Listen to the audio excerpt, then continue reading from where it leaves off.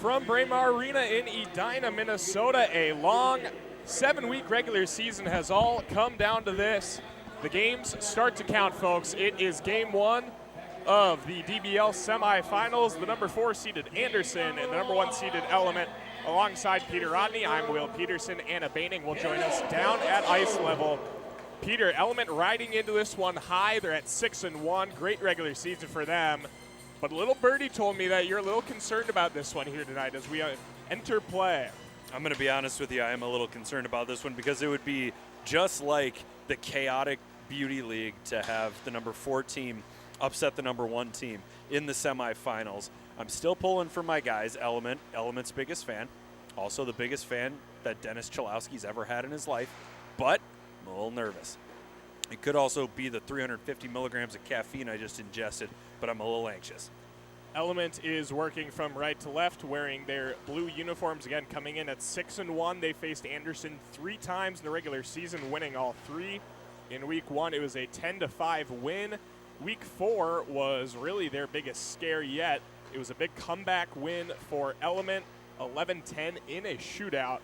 And then just last week, a 7-5 win for Element. Ben Myers with a first-half hat trick in this one. Here's Tommy Novak. Save is made by the goaltender Ethan Hyder. He is back for his 3rd week here into Beauty League, a 1-1 record. Of course, that win not coming with Anderson as they remain winless. 8.06 goals against, an 805 save percentage. Mike Kester works this one at the point. Cutting in right side, pad save made by the goaltender Jake Seibel for Element. We've seen Seibel a handful of times here. It's his 3rd week as well. 1-1 with a goals against of 10 and a 714 save percentage. Long shot deflected wide by Boyd. Chesley will head man the puck for Element, and they're out of the zone on the left-hand side. Here's Anderson for Shaw, right side. Closing in, backhand try. Anderson couldn't punch it home on the back door. Hyder sprawled across the crease, now back in position. Shaw from the left point, cycling up high. Anderson, touch pass, finds Swiss. Threads it through. Hyder is able to keep that one out. Chesley was there, now back the other way. Dom Toninato sends it high. Fluttered off his stick a little bit, but rifles it high over the goaltender's side. Bell. We remain scoreless under 21 to play. I think Toninato heard some footsteps from CJ Cease there. Big time back check here in a semifinal.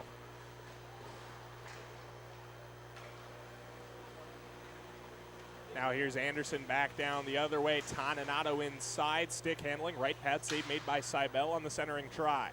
Deflects out to center. Ryan McDonough plays that one. It gets by him. Shaw drop past Chalowski, bearing in. Back door off the stick, or maybe the skate of Cease that time. And Shaw will carry it into the corner. Now Livingstone up high. Cuts it down to the left circle, gives it for Cease. Back Livingstone, right circle now. Shot save, rebound try. Shaw's on the doorstep. McDonough will sweep it away. That one skitters across the crease, but Anderson with control. And promptly turned over. Livingstone over the line with Shaw. Sharp angled look, save made by Hyder. He will cover. We'll have a whistle here, under 20 to play. You know, Will, I think the difference in this game is going to come down to who plays better actual hockey. I mean, who back checks, who fills in when a defender drops down into the offensive zone, who crashes the net for rebounds. I think we'll see a few more garbage type goals as opposed to beautiful breakaways in transition tonight. Yeah, definitely a different feel to it. A 7-week regular season has come and gone. But now with every team making the playoffs, so really the slate is wiped clean and every team comes in at 0-0. And a win will send them to Wednesday night's John Scott Cup Championship game to face the winner of Walser and Tria in our second game. Novak goes through the legs. Hyder is not fooled, makes the save. Steves clears to the corner for McDonough. Now Gensel. A lot of talent out there for Anderson tonight. Heard some murmuring around the rink that Anderson just might pull off the improbable. And, well, if you want to find out, you'll have to stay tuned. Under 19 to play now. McDonough for Gensel, far side, reverses the field for Kalen Addison in the neutral zone. Into the zone onside, backhands it down low. Gensel will take it on the redirect. Fires to Ben Steves in the slot. Glove save made by Seibel. He got a piece of it. Rebound to the near side corner, controlled by Gensel. Pitch and catch with Ben Steves. Gets it back with 2 bodies on him. to the middle for Lieberman. He tries to thread it through. Not sure if that was a shot attempt or if he was going for some kind of redirect there, but he'll control it in the corner now. Kind of a half-hearted shot if it was indeed a shot. Back the other way, here's Element. Novak finds Pavlshev to the backhand. He scores. Oh, that was pretty. Nikita Pavlshev has our first goal of the DBL playoffs. It's his 4th of the season. And Element strikes first, 18 to play. It's 1-0. Oh, the best part of that goal, the soft hands of Tommy Novak. That's little backhand saucer pass perfectly right in front. He knows how long Pavlshev's arms are. Leads him a little bit. Pavlshev finishes it off. Hot start for Element here in this one. Hot start. It is a 1-0 game here, and they're looking to add another one. Ben Myers down low. And he turns it over. Boyd, Travis Boyd will carry it back the other way for Anderson. Gensel now finds Lieberman. Deflected pass as the 59s come together. Gensel and Myers. Gensel will look to wrap this one around. Sharp angle look off the stick. Chesley will sweep it away. Anderson, hard back check there from Travis Boyd. All up in his business. Now a centering look from Cease. Myers cannot finish. That's a rarity from Ben Myers, the DBL leader in goals. Rare to see him fan on an opportunity like that, but I have a feeling there will be a few more tonight for him. I also believe Ben Myers is tied for the overall point lead in the league. Did I read that correctly? You did read that correctly as he fires one over the goal right there. Myers tied for the league lead in points at 24 with Mr. Eric Holla of Tria. The two sharing that mark at 24. Backdoor try. Lieberman bounces off his stick on the backhand. Now Element will work back the other way. Shaw down the left side, cuts into the slot. Myers, they can't connect on the back door. Shaw will get it back off the deflection, and he's forced out of the zone. And it'll go all the way down. Seibel will come out to play this one, and he rims it to the far side. Livingston, a backhand pass. McDonough turns it over. Backhand try. Just escapes Shaw. Addison will carry into the zone for Anderson. Down the right side. Centering pass. Deflected away by Livingstone. Rebound. Karam's out into the neutral zone. Anderson will reset with 16:05 to go here in the first period. A 1-0 lead for Element here in the DBL semifinals. Toninato backhand try. He scores. I have a feeling that's one that Jake Seibel's going to want to have back, but Dom Toninato will take it any way he can get it, and so will Anderson. We're tied up at 1 under 16 to play. Well, if Seibel doesn't want that one back, I want it back for him, just under the glove. Tough one there for the University of St. Thomas goaltender, but a good one for Mr. Dom Toninato of the Winnipeg Jets, as he has his 5th of the season in his 6th DBL game played. We are knotted back up at 1, and I have a feeling that this is going to be one of those back-and-forth type contests. We're not going to see any crazy big leads. Of course, the Dick's House of Sport double puck will come into play later on. Alex Steves at the left side. Centers for Addison. 5-hole score. Anderson taking advantage of a weak Element net front, and Kalen Addison has his 4th of the season on the backdoor tap-in. 2-1 Anderson. Well, looks like Seibel is making some equipment improvements. Looks like he pulled tape or something off the bottom of his skate. That puck going right through the wickets. 2 goals that I think if Seibel could redo those plays, he would. Under 15 to play now. Anderson has a 2-1 lead here. Flip pass to the near side. Pavlshev at the half wall. Livingstone caught up in his skates that time. Bounces around the high slot. Addison off the skate of Steves. He'll recollect on the backhand and enter the zone on the left side. Into the corner. Backhand bank pass finds Addison. Now flips to the slot. McDonough lost the handle that time. Now into the zone, Livingstone. McDonough with a nice back check. Oh. Schalowski lost the handle right there, and Peter is disappointed to see that. His guy, Dennis Schalowski, couldn't get this one knotted back up. Chance down the other way. It's Steves down the left side. Alex Steves had a full head of steam. Yeah, these guys definitely are unlocking a different gear here for this one. This is the hardest I've seen any of these guys skate, and that includes during the winter season. It just means more here at the Beauty League, Peter, on a steamy, steamy August night here in the state of hockey. How have you been beating the heat, Peter? What's your go-to move? My go-to move to beat the heat? I don't really have a move other than cranking my lonely window unit down to 60 degrees and pumping it as hard as it can. This type of heat, though, makes me envy the dead, Will. I got to be honest. We've talked about it before. You said you would prefer 40 below to 100 above. Duh. Anderson turns and fires, and I am of the different persuasion as Hyder makes a glove save there. That's because you don't sweat. Oh, I sweat, Peter. It's kind of weird, though. My body doesn't really sweat. It's all hair, and it's extremely inconvenient. You have sweaty hair? Novak is denied there by Hyder. Yeah, just. I feel like you should get that checked out. You think so? Yeah, or shave your head. Oh, I did rock the buzz cut back in 4th grade. Might have to bring it back. Here's Lieberman, toe drag, score! Nick Lieberman, Anderson is cooking here. 12.5 to play. It is 3-1. I don't like this. I am not a fan of this. Peter, your concerns from earlier might have been valid. Anderson seems to have found a new gear here in the DBL playoffs.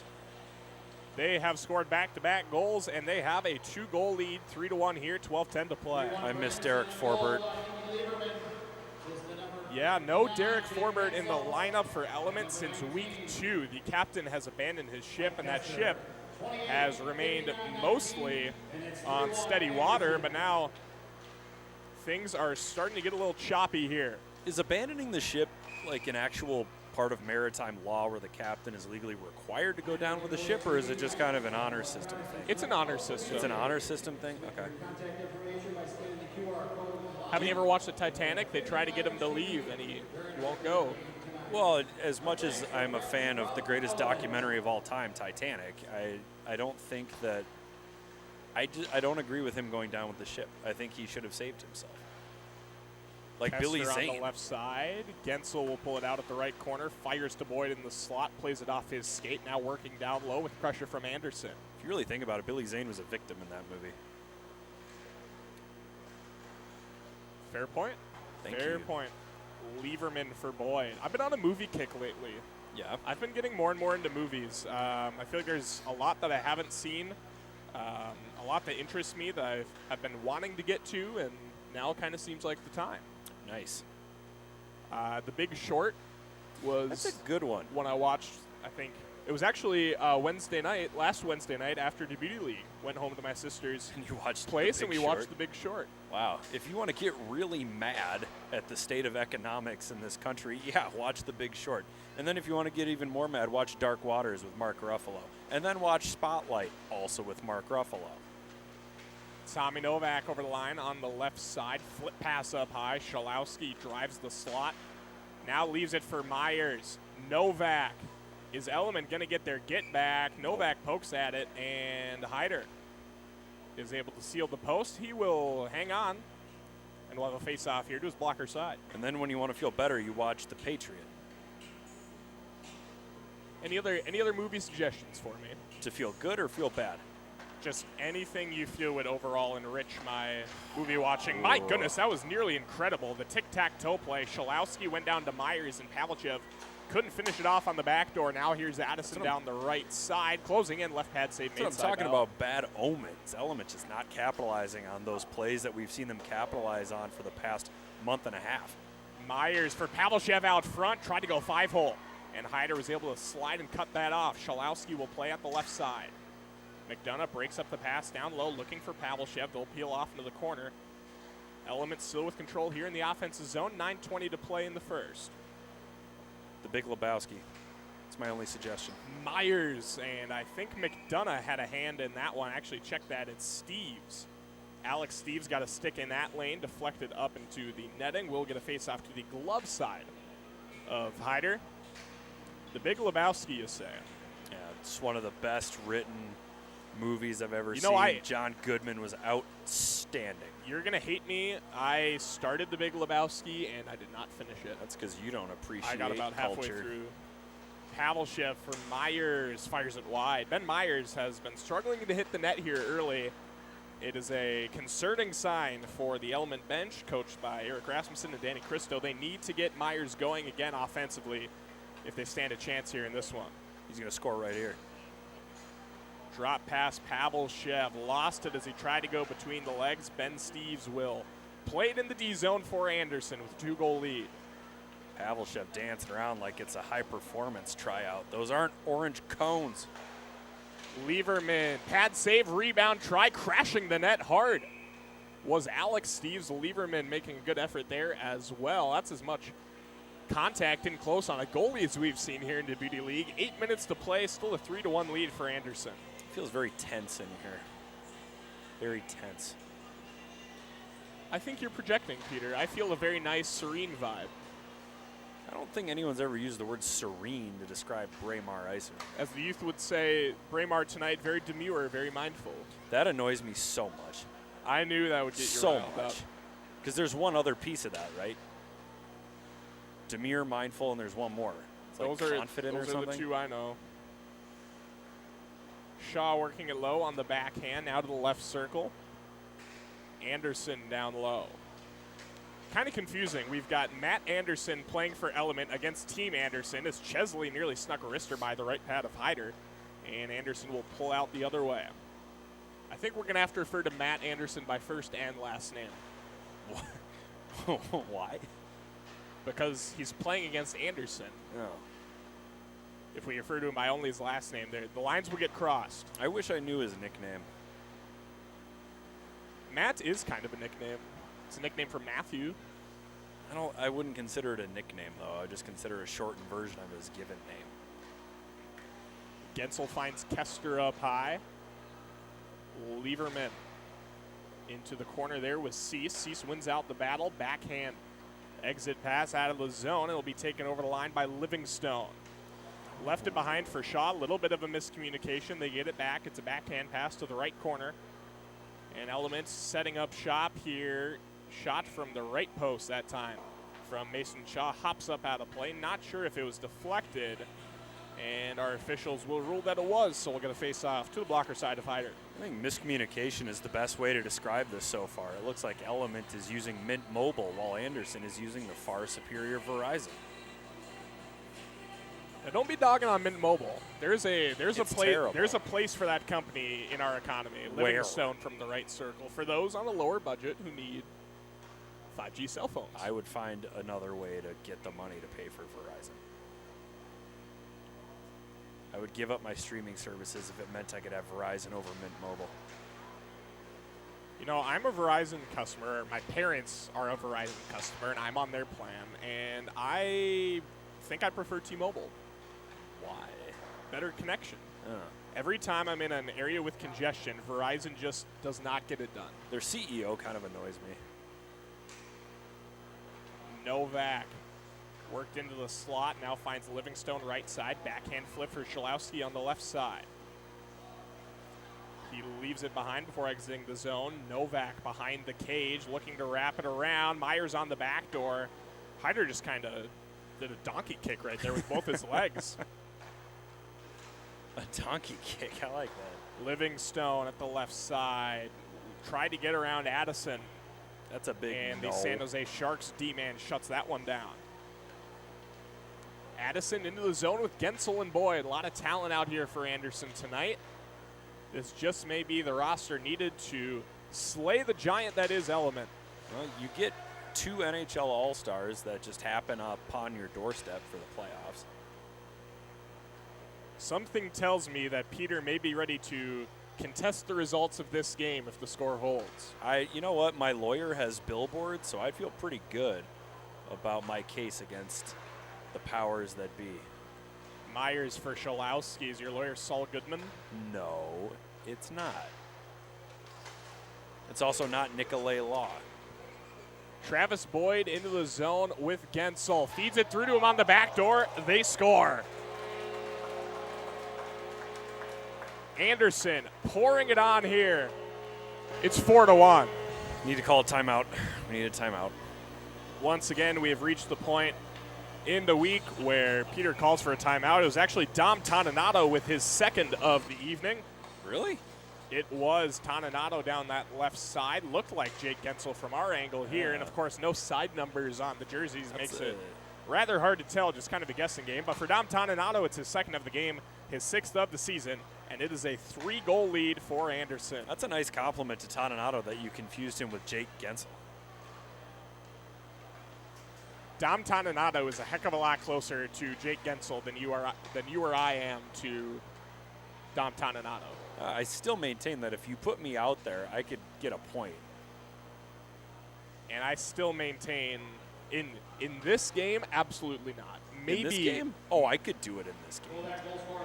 Maybe in DBL week 3. No way, dude. But here in the semifinals, Peter Rodney, you would be skated off the ice. Toninato to the back door. Nice poke check there by Seibel to sweep it away. Now they get it right back. Seibel sliding pad save. Nice save.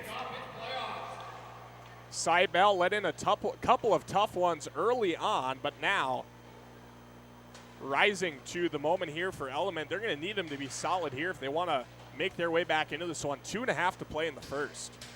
Get going. Pavelchev turns it over. Mike Kester, hard back check. He Kester catches up and shuts it down. There just seems to be an element of buy-in here. Anderson with some stick taps on the bench. They're hungry, and they're here. Kester for Alex Steves. Cuts in, rebound, chance Kester. Seibel, another nice sliding save to his left. Matt Anderson for Element. Shot, save, rebound, try, swept into the corner by Steves. Now Anderson with it. This is the best quality hockey we have seen thus far into Beauty League. It comes in our first of 2 semifinals. Element and Anderson, with Anderson well on their way to slaying the Giant as they lead 4-1. It would be their first win of the DBL season. It would come when it matters most here in the sudden death playoffs. I'd like to go back to the old pace of play, please. Ben Myers backhand try. Yeah, I have a feeling the people of hockey Twitter are going to call Element pace of play merchants. The gritty Anderson team rising to the occasion when it matters most versus the soy Element team. Soy? Yeah, this very. What, so, what are very. you talking We'll talk about it more during the break. Oh, is that like a joke, like soy milk? Like a soy boy, like you're soft. What is this? Oh, a soy boy means you're soft? Okay. Addison on the right side. Less than 1 minute to go here in our first half. 4-1 lead for Anderson. I wonder if anybody on the ice does prefer soy milk to cow's milk. If they do, I do not trust them. Myers in with Livingstone. Rings the come post. on. And that just about sums up this first half for Element. Myers, the league leader in goals. Now back the other way. Drop pass. Gensel to the back door. Ben Steves, he'll pull it out. Lieberman up high. If Ben Myers can't hit the net, I don't know if Element stands a chance in this one. Ben Steves, it's loose on the doorstep and swept away. Livingstone on down the right side with 12 seconds to go here in the first. Novak in with Shalowski. 7 seconds now. Shalowski centers. Novak out front. Myers can't connect. Rebound try. Shalowski sends it across, and that will do it for our first half. Element coming in, averaging over 10 goals per game. They put up 1 in the first half. Anderson does more than enough on the offensive end, plays some really solid net front defense, and they lead 4-1. At the break here, and now we send it down to Anna Baining. She's down at ice level with Ryan McDonough. From Team Element, and Ryan, you're back home in Minnesota for the summer, but you're heading down south to Florida pretty soon. How's the packing coming along? Oh, we're already set down there. Our kids have been in school down there for 2 weeks, so had to come back up and show up for the playoffs. They start early down there. Yeah, they do. They start really early, mid-August. So. And is there anything that you're looking forward to for the rest of the summer? Just one last Labor Day weekend up at the cabin here, and then it'll be all summer, or it'll be all beach vibes from there down in Tampa. So love the lake life up here. It's a great time to be on the water. Well, enjoy the cabin, and good luck in the second half. Thank you. Thank you. Back up to you guys. Thank you, Anna. Good to hear from Ryan McDonough of the Tampa Bay Lightning. And we will take this time to remind you that Anderson Group is a holding company that specializes in acquiring businesses in the construction industry. They aim to acquire synergistic companies with strong leadership, solid reputations, and high potential for growth, staying true to their motto, building on your good name. Element Electronics started with a simple belief that every home should have access to televisions with the latest technology. Element is the only major television company to assemble products in the U.S. The company's Winsboro, South Carolina factory assembles millions of TVs each year. For more information, visit elementelectronics.com. Element Electronics, bring it home. Looking to bring it home that time on the back door as Shaw fed it through. The clock once again has not stopped for the second half. It goes now. There it goes. My goodness, Peter, it just feels like Groundhog Day every single know. week back here. That's a at terrible League. movie, by the way. That's another one I haven't seen, but Don't I will bother. not on your recommendation. Novak scores! That's what I'm talking about. New half, new offense for Element. They matched their first half goal total in just 15 seconds here to start the second. Tommy Novak, his 8th of the season, back within 2. To quote Jim Carroll, let's go. Yes. Tommy Novak, the St. Thomas Academy legend, kicks off the second half here with a goal for Element. The halftime talk from coaches Eric Rasmussen and Danny Christo surely worked. And they're going to look to add another one right here. Novak tip drill nearly got it up high. It goes just wide. Now Gensel back in a one-on-one with your guy, Dennis Shalowski. Dennis. Forces Gensel outside. He leaves it for Boyd. Now back Gensel. He's got some space on the left side. Boyd down low from a sharp angle across the crease. Sliding glove save made by Seibel. 4-1 lead for Anderson at the break. Element comes right out here in the second half, and Tommy Novak pots one. There's a little miscommunication up high. Boyd drop past Toninato. They poke it back up ahead, nearly offside. Now waved. Chesley up for Novak. Cutting into the slot. Pavlshev backhand try. Hyder makes the save. Wanted to keep it alive. Close. But we get a quick whistle here. Is there a third place game on Wednesday? There is not a third place game. I was going to say that would be a bit gratuitous. Is that the word? Gratuitous? McDonough will play this one in the corner. The two teams that fall tonight will share the honors of semifinal exits. We will have no third place game. We will never know the true toilet bowl champion of Djibouti League. Toninato left half wall, working down low on Chesley. Bringing it around town, now to the right side. Alex Steves will cut into the slot and pull it back out, forced outside that time by Cease. Oh, beat him.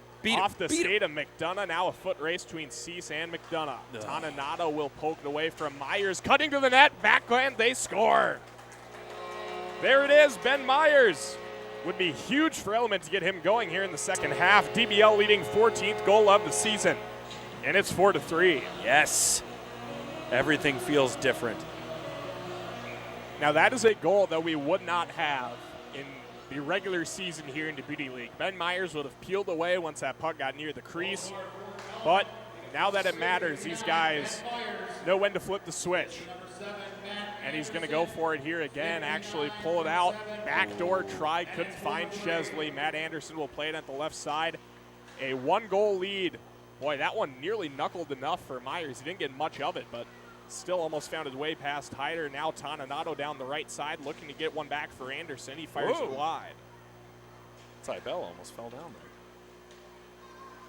there. Toninato pulling it out.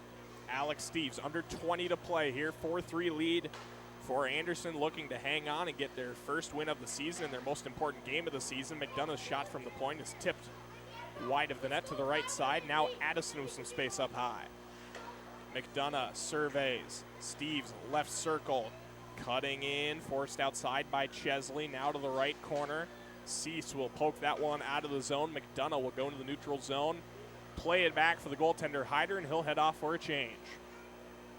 Showing a lot of trust in the goaltender right now, letting him handle the puck this much.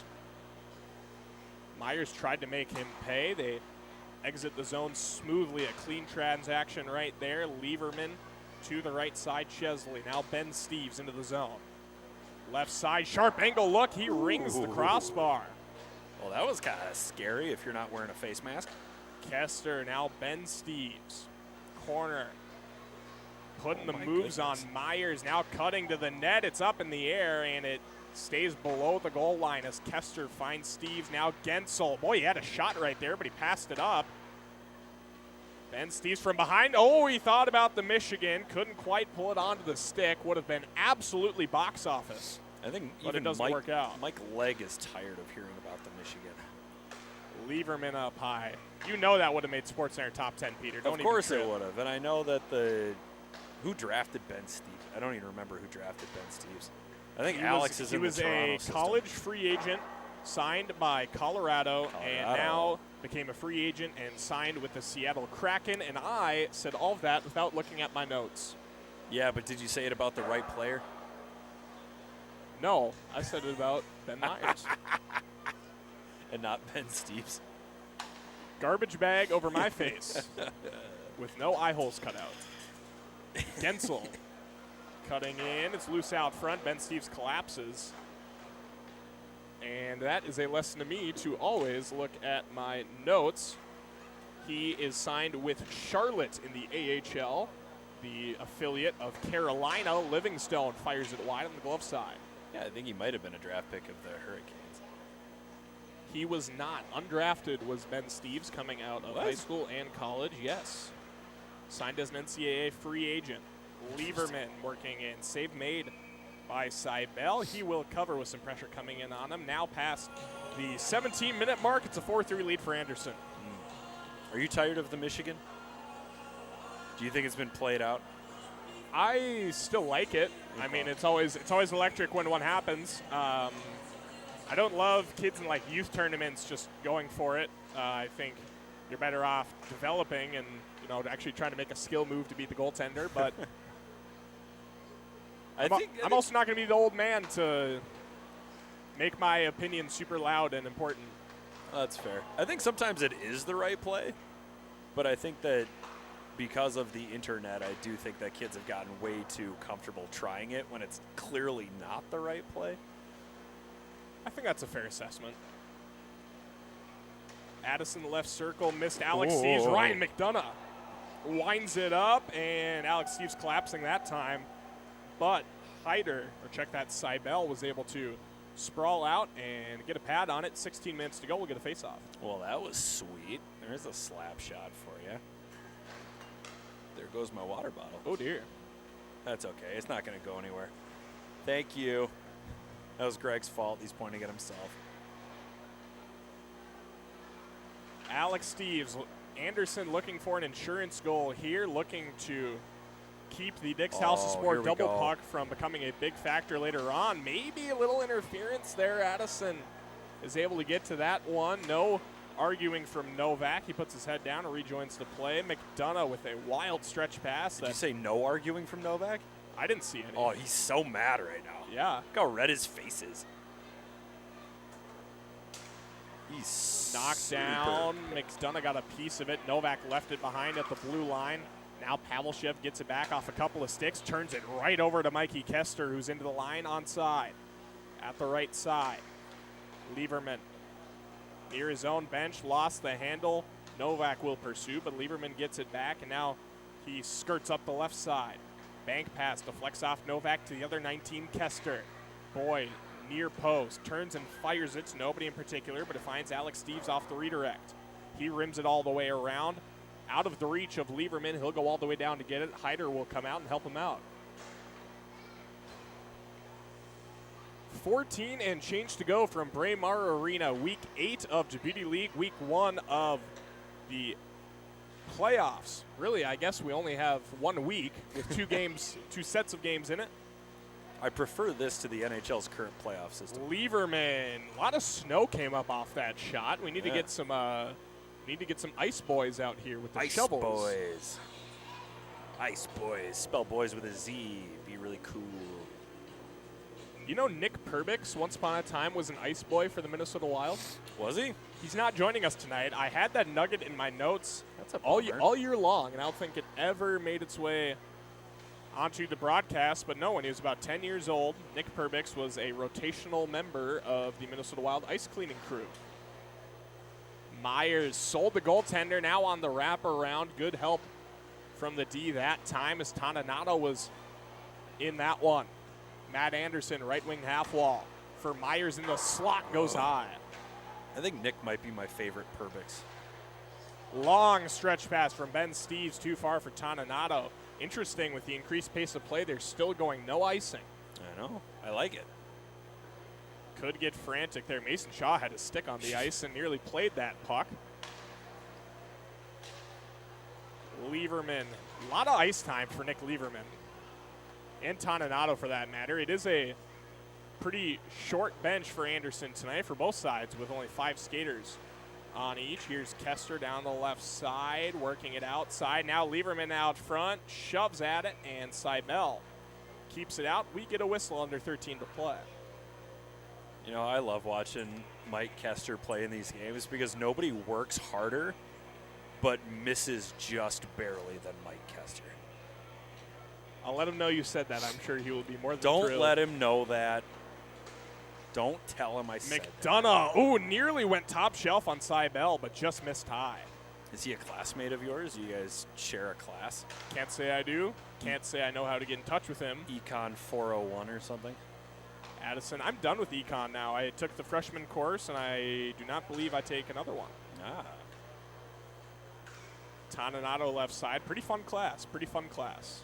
As an older person, I would recommend you take more than one. Duly noted.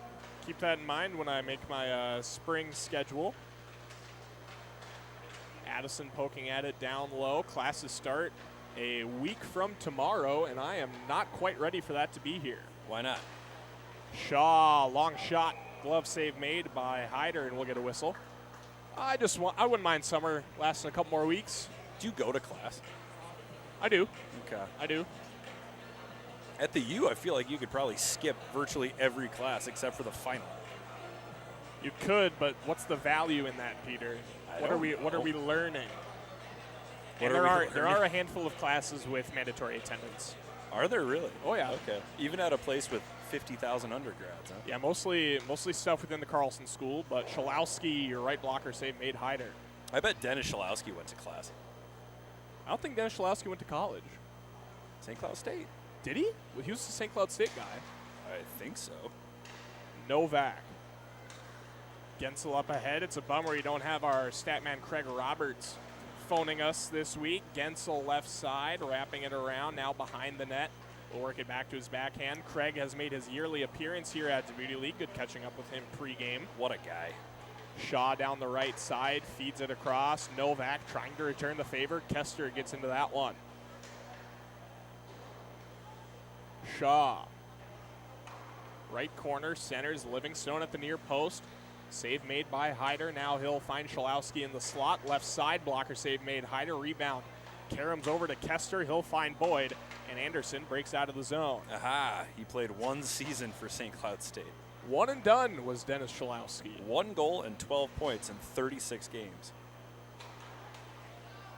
Long stretch pass there. Alex Steves, the first man on this puck. He's got Boyd net front if he can get through to him, but Schalowski forces him outside. Boyd right inside, and he fires it wide. Seibel did a good job sliding over on that one. Didn't give him much to shoot at, and Boyd has this one carry him all the way down, and Alex Steves will go play it in the corner. Under 10 to play now.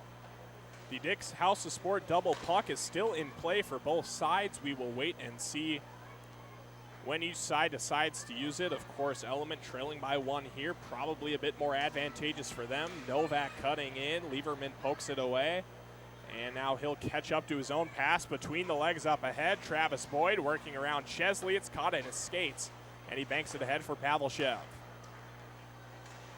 Oh. Novak spinorama into the zone, peeled out by Matt Anderson. He banks it ahead for Pavlshev, just narrowly onside that time. Is this the possession where they tie it up? Not right there, as Hyder is able to make a shoulder save, as Ethan Hyder has been incredible here thus far in this one, keeping Anderson in it. We are inching closer and closer to double puck time. Perhaps we will get a double puck eclipse here in the last couple of minutes. Always fun when that happens. It's just pure mayhem on both ends of the ice. as this one finds Myers. Big spurt in his step, shot on goal. Hyder will smother that one. Ben Myers coming in, leading the league in goals with 13. He added his 14th in this one. Have a feeling he might have one or two more in his back pocket, although he hasn't had the best luck thus far. A lot of shots going high, a lot of shots going wide. Got that one on frame, but Hyder was up to the challenge. Chesley from the right side. After this, we will have Walzer and Tria in our second semifinal. That ought to be a dandy. Matt Anderson finds Cease, backhand Chesley. 8 minutes to go now from Braemar. 1 goal lead for Anderson, looking for their first win of the season here in the semifinals. Cease, backhand down low. Now a backhand try on net. Gosh dang it. Is shut down there. It was Matt Anderson breaking in. And Hyder once again makes the stop. I would be eternally grateful if Ethan Hyder could just take one shift off. Toninato and Ben Steves in a 2-on-1. Toninato, pad save made Cybel. Now Myers down the left side. Into the zone in the high slot. Beautiful toe drag to the right side. Now here's Cease. Flips for Chesley. Stick save made. Rebound Addison. Cease gets in there to break that clearing attempt up, and he'll pull it up high. Myers in the slot, harassed by McDonough. Ben Steves will take it behind his own net with pressure from Cease. He maintains control on his forehand, now peels it back to his own left circle. Addison on the right side. This is the most structured breakout I've seen in Djibouti League. It's amazing what you have to do when the other team plays defense. I know, it's weird. Lieberman right side, save made, rebound, try, Cybel slides over. And they can't get a rebound to go right there, so Schalowski will clear out of the zone for Element, and they're in on the left side. Forced outside by Ben Steves. Schalowski brings it around town, 6.5 to play. Livingstone broken up by Toninato, and he's back the other way with Kester. 2-on-2 as Livingstone gets back into this one. Toninato sprays some snow in the face of Cybel. There you go, a little gamesmanship here. Not sure if it was intentional, but Lieberman drops it for Steves through traffic and poked that out in front. It goes wide. Novak back the other way with a chance to tie it up. Tommy Novak fires it high. Ben Steves now, 6 minutes to play. Lieberman narrowly onside, goes high. Hot puck time for Element, down by 1. And I really, really like this decision here from Rasmussen and Christo for Element. The Dick's House of Sport double puck, 2-minute window in which any goals for the team who triggers it count as 2. Try on the near side for Ben Steves, goes wide. Kester holds at the point. Element's got to figure out how to get it out of the zone here. Before they wasting even think about a goal. Precious Dick's House of Sport double puck time. Kester in the slot to his forehand to the left side now. Backhand at the half wall. Already 40 seconds gone on the Dick's House of Sport double puck and nothing going. Smart play here by Ben Steves to pull it out of the zone. Anderson will take off all the time they can right here. Gensel with it. For Lieberman, they need to get some pressure on the puck. Almost halfway gone. Boyd pulls into the corner. Now exactly 1 minute left on the double puck for Element. Gensel pulls into the slot. Oh my goodness. And Element has not controlled the puck for more than 5 seconds. Now they finally do. Schalowski, stretch pass, finds Shaw down the left side. A goal would give Element the lead. For the first time here in this one, Livingstone, right pad save by Hyder. He tried to keep it alive. We'll get a whistle. They should stop the clock, and now they do. Okay. 4:42 to go, 38 seconds left on the Dick's House of Sport double puck for Element, trailing by 1 here late, looking to keep their John Scott Cup hopes alive. I was going to be real mad if that clock didn't stop. Tied up on the draw. Schalowski breaking inside on his backhand through traffic. Right pad save, rebound try. Novak, off the post and up off the rafters. A lively carom off the iron. Gosh. The face-off will stay in the zone. Oh my 28 goodness. seconds left on the double puck for Element. He knew exactly where he wanted to put it. He was just an inch or two away. Face-off won by Element. Schalowski collapses to keep it in the zone. Nice touch pass. Livingstone lost it in his skates, and he'll pull it down into the left side. 18 seconds left on the double puck. Novak with it. Had a double puck goal late last week to win it for Element against Anderson. Now let's see if he can do the same. Nice play there by Hyder to keep it alive. Gensel breaks back down the right side. That's going to just about do it on the double puck for Element. Gensel, can he add an insurance goal? Peels out, Addison right side. Save made by Cybel. Rebound, Gensel. Boyd sends it wide. Under 4 minutes to go. 4-3 lead still for Anderson here. And Anderson still has the Dix House of Sport double puck in their back pocket. Novak right side. Chesley. That caught something on its way in. The net is also off. They're going to play on. Hyder will cover this one up as the clock continues to tick down, coming up on 3.5 to play. As we continue on, we'll keep an eye on the goaltender, Jake Cybel, for Element.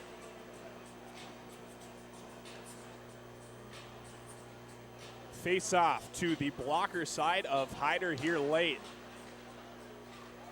Element wins it. Kester in the corner.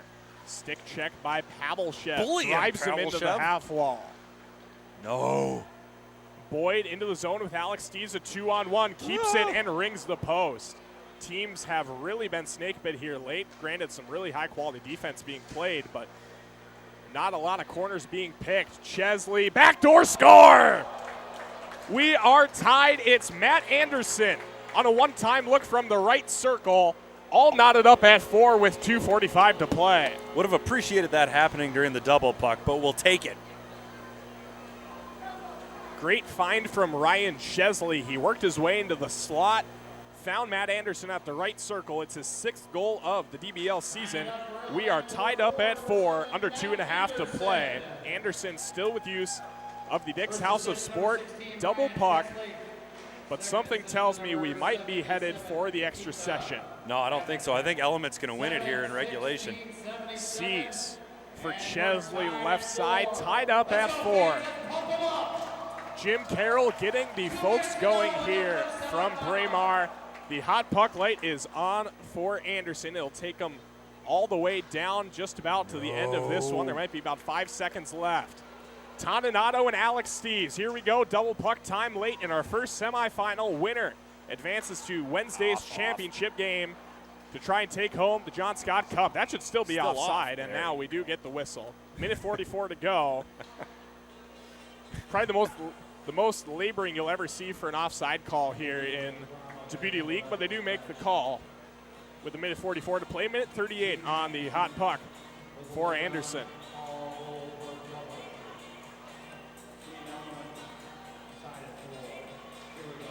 Toninato punches it through off the draw. Great play. He works in on the backhand, tries to go to the forehand and lost it off the stick. Now Lieberman. McDonough in the corner. Who will be the hero here late? Dennis Chalowski. No, far post. McDonough. Drop past Toninato at the line. He banks it to the right corner. Now an attempt to get it up high is broken up by the stick of Shaw. Curious to see how Element will play this one, if they're going to go for the kill or maybe rest on their laurels a little bit here late. Kill. Novak. Left side trip by Toninato. That's a penalty. We will get a penalty shot here. Yeah, that's Tommy right. Novak, maybe a little bit of a dive, but That wasn't a dive. That's all Toninato's fault. Toninato trips up Novak. We will have a penalty shot here. Tommy Novak was the hero late last week. A hot puck goal late to end it. He already has one here in this one. Can he give Element the lead? No! Denied by Ethan Hyder. Tommy. Last minute to go here from Braemar. 50 seconds left on the double puck for Anderson. Livingstone with control for Element. The boys in blue working left to right. Novak, return feed, Livingstone, backhand try, save made. Novak from behind the cage finds Chalowski, right circle, tries to go up high, misses. Shaw collapses, left corner, leaves for Livingstone. Pressure from Ben Steves, pins him in on the half wall. Now Toninato will clear it away, Anderson. Breaking it out, he takes a dive. No way. And this one will go the other way. Mason Shaw trips up Toninato after Toninato had tripped up Novak.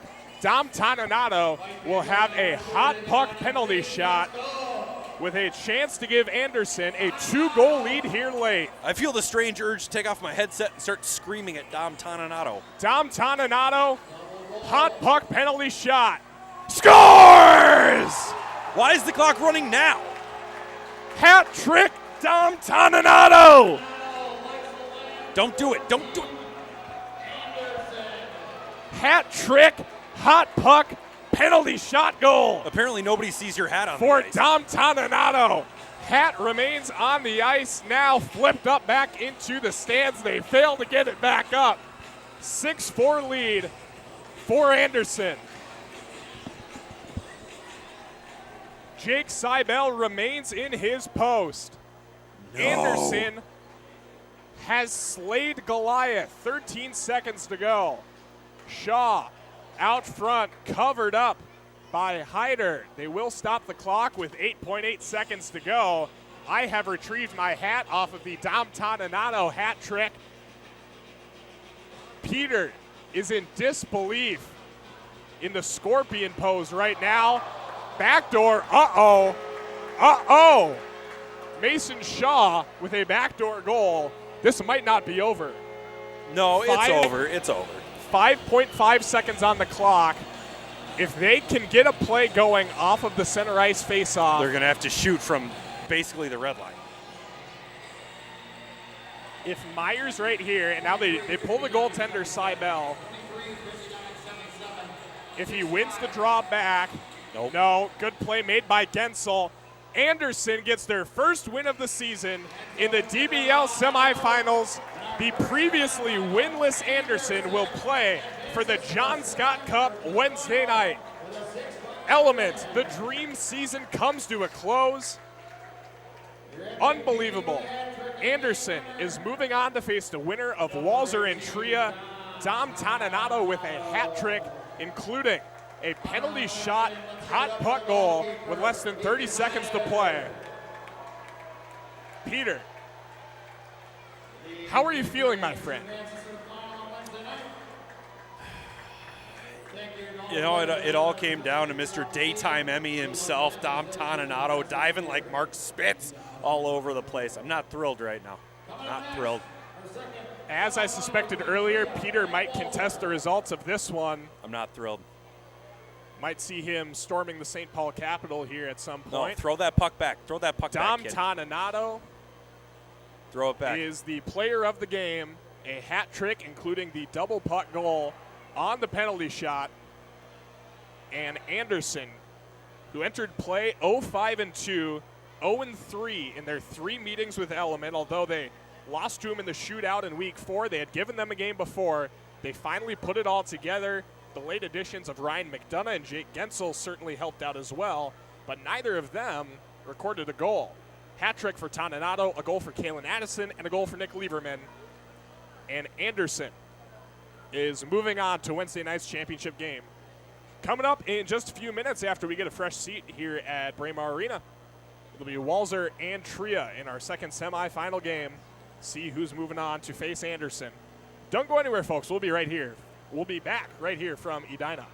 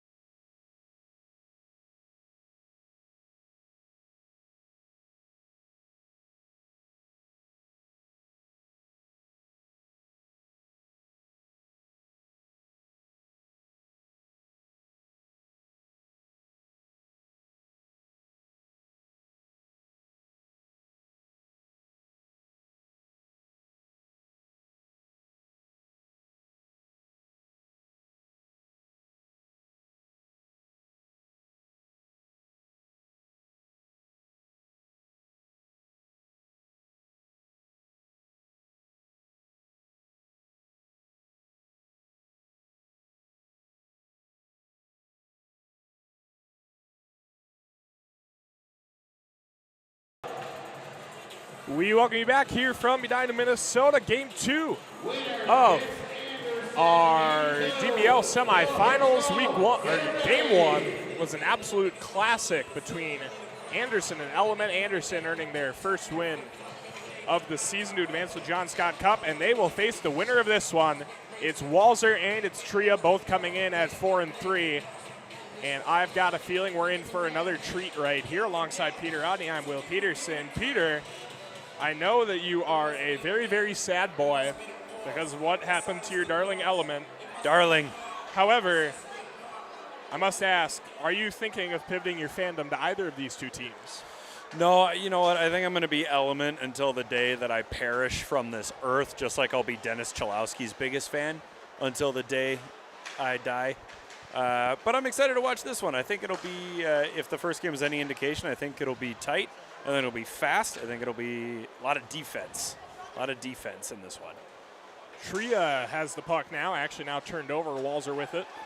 Walser working from left to right, wearing their light blue uniforms. Here's a shot from Johnny Brodzinski, cleared out by Eric Halla. Tria working from right to left in their black uniforms.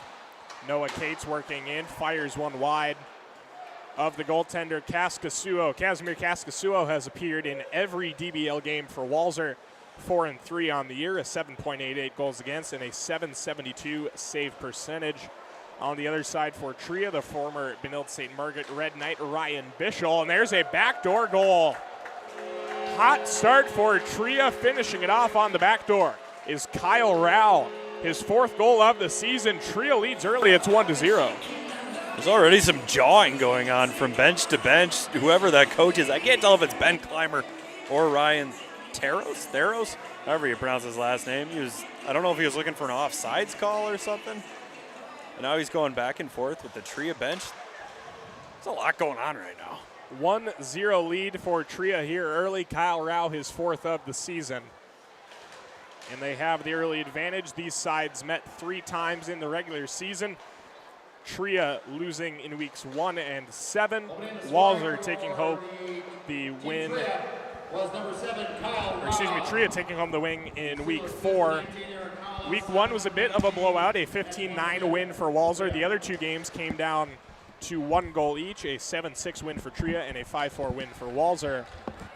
Last week, Kaskasuo made 30 saves on 34 chances, really anchored the back end for Walser. Let's see if they can do something similar today, although not off to the best start with that early Kyle Rao goal.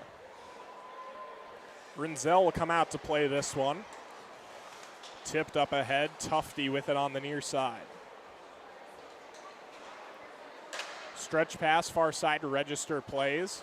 Pressure from Jackson Cates, who turns it over. Now it's in the high slot. Dylan thought about it. He'll get back on the back check.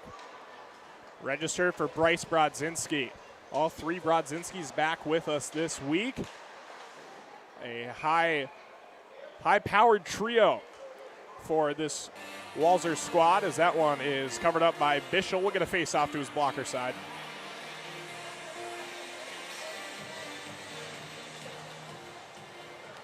Schmidt off the draw, plays for Dylan. A lot of NHL talent on the ice, really all around, but especially this Tria contingent now. Schmidt over the line, tried to find McKenzie on the back door, broken up by Register. He finds Letary. Backhand flip to the near side, finds Bronny's in, and that one goes off the side of the cage that time. We've lost a nameplate. Yes, we have. That's Sam Malinsky on the near side. Not Braun, so we will do our best to hopefully get that nameplate back on. Easton Brodzinski working it all the way down low. Now sends it out front. Letary with a try, and Bischel gets over to cover. Jackson Cates in the neutral zone for Noah. Back for Jackson. Good to have the Cates brothers with us this week. Hull keeps it at the zone. Now Letary takes over. Nice spinning backhand to the near side for Malinsky. Up for Johnny Brodzinski. Malinsky down low. Hull goes to play in the corner as the 95s come together. Hull and Rinzel. This one played up ahead. Noah Cates down the right side. In with Halla. Cates to the slot. Score! Wow. Beautiful move into the slot by Noah Cates, shifting the weight to the left and firing a bullet right past the goaltender Kaskasuo. Noah Cates his 7th of the DBL season. Tria 2, Walzer 0. Boy, way to go. Way to take advantage of the screen. Howland knew what he was doing on that one.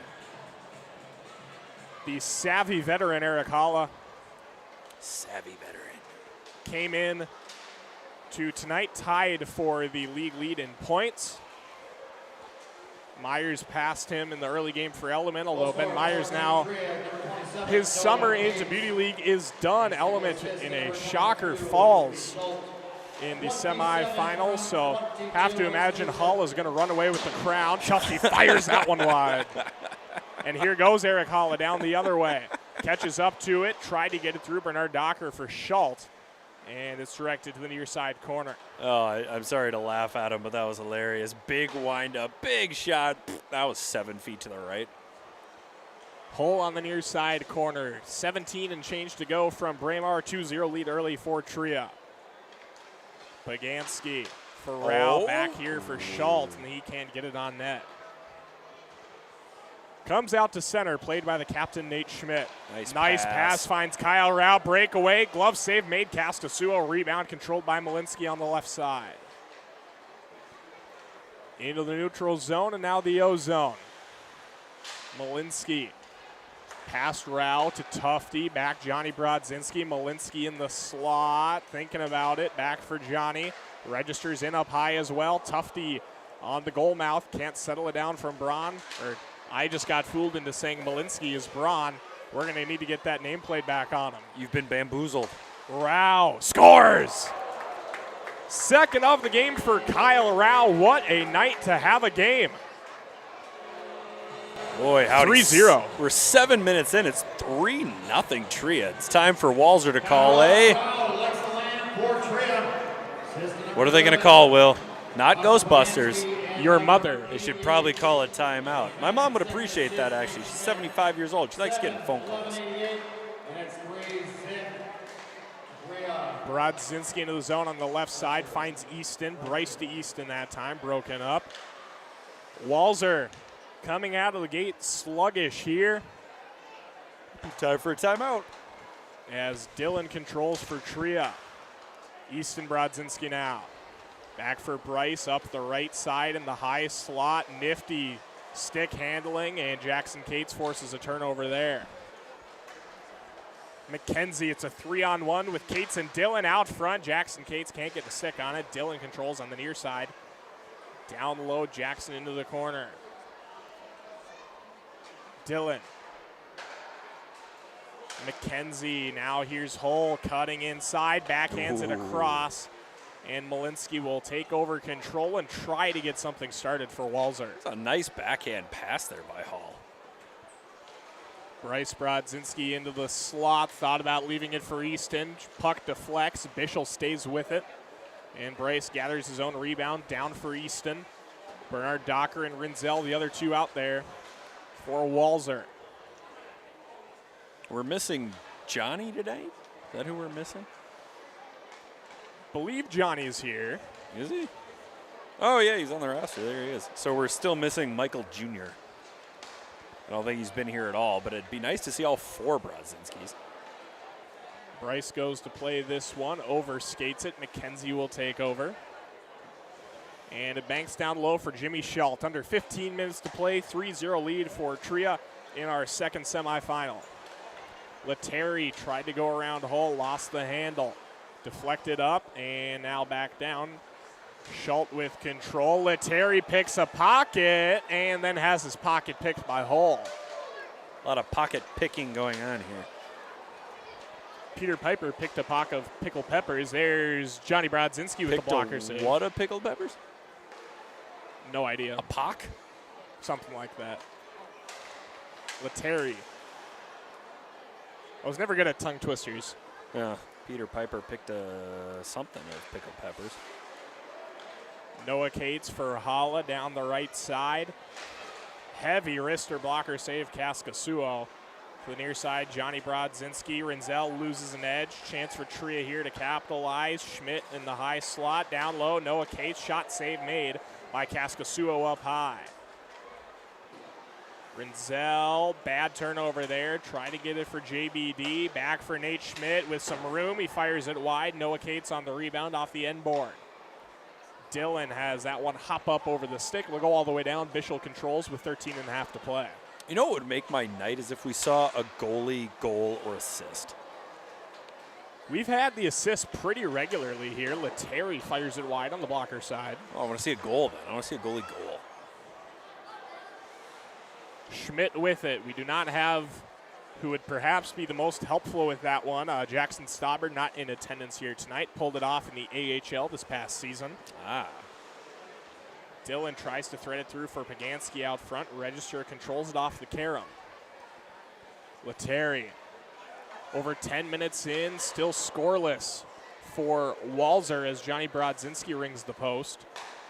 Tria looking to make it a 4-goal lead here. It's a 2-on-1. Hole back on the near side. Toe drag. Feeds Pagansky. And they'll pull it back out. Schultz down low. Pass goes all the way through. Register will control. Rao battling for it near side. Jockeying for position. Lost control. Good play there by Hull back there. And Pagansky will finally settle it down. Rao on the blue line now into the zone. Threads it to the far corner. Malinsky goes to play it.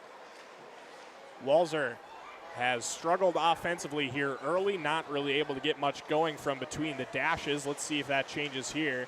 Malinsky for Letary, backhand, and that is their highest quality scoring chance to date with Vinny Letary bearing in inside on Bishel, but he stands tall, makes the save under 12 to play. Still 3-0 Trio. Well, outside of that play, I think you're right. There hasn't been a ton to build on here, even including speaking of offensive chances.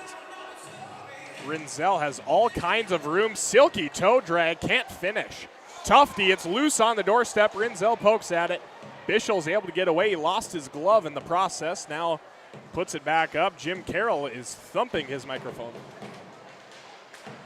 Do you think Jim Carroll has a fidget spinner? Seems a little old for that as Tufty tries to redirect.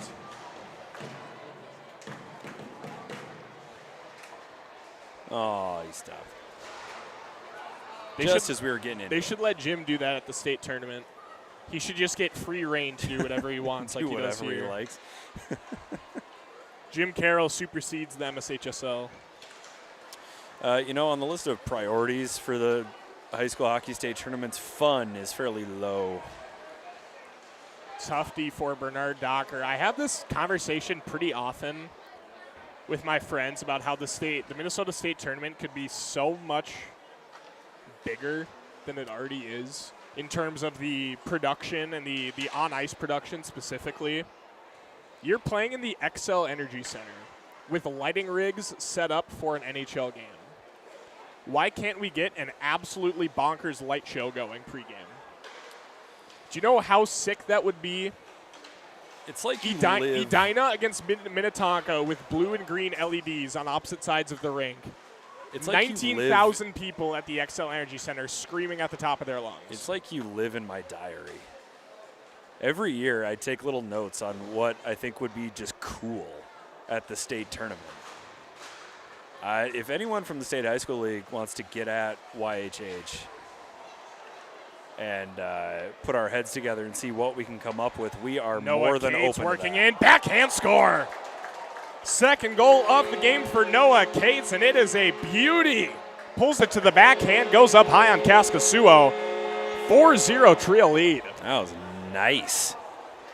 He's going to have a hat trick by the time the first half is over. Tria has really figured things out here in the playoffs. In the early going, 4-0, 9 and change to play. Walzer's going to have to figure something out at the break.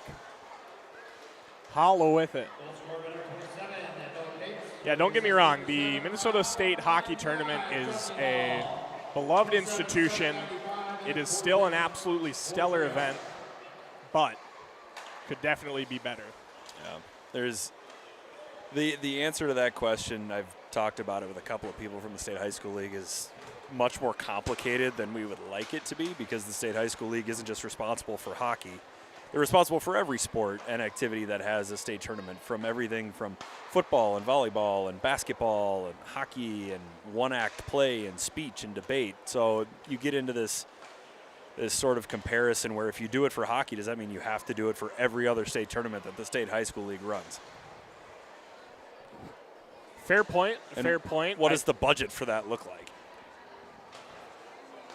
Yeah, that's completely valid. Not something I had 100% considered. Rebound try Easton Brodzinski, and Bischel once again makes the save. You just figure with an event of that magnitude in the venue that it is in, they're leaving a lot of meat on that bone as Hala is denied out front by Kaskasuo. Now that I said meat on the bone, I am suddenly craving ribs as Bernard Docker bats that one out of the air. We'll get a high stick. Ribs, eh? Not really craving ribs. What are you craving, Peter? Tell me that. Wings. Like good wings. Is that because we were talking about the Green Mill pregame? Well, I wouldn't know because I never get to eat the wings. Yeah, some wings actually do sound pretty good. I'm just a hungry guy in general. Made my way to the Braemar Arena concession stand here in between games. Was informed they are sold out of Chick-fil-A sandwiches. You know, I heard something interesting today that Chick-fil-A is going to start making its own content. Really? That they're something like a streaming service. Just what we need, another streaming service in this day and age. From Chick-fil-A. Rinzel scores! Sam Rinzel with a heavy wrister, and it's the first goal of the game for Walzer. Maybe that'll light a fire on the bench. Rinzel is third of the season, 4-1. I think it will. There was no reaction from Rinzel. It tells me he's all business right now. I wouldn't be surprised to see Walzer score again within the next 30 seconds. Bischel never saw that puck. Nope. He turned his head to the right to look to see if it had bounced off the end board and then realized it's in the net. Yeah, he did not see that one.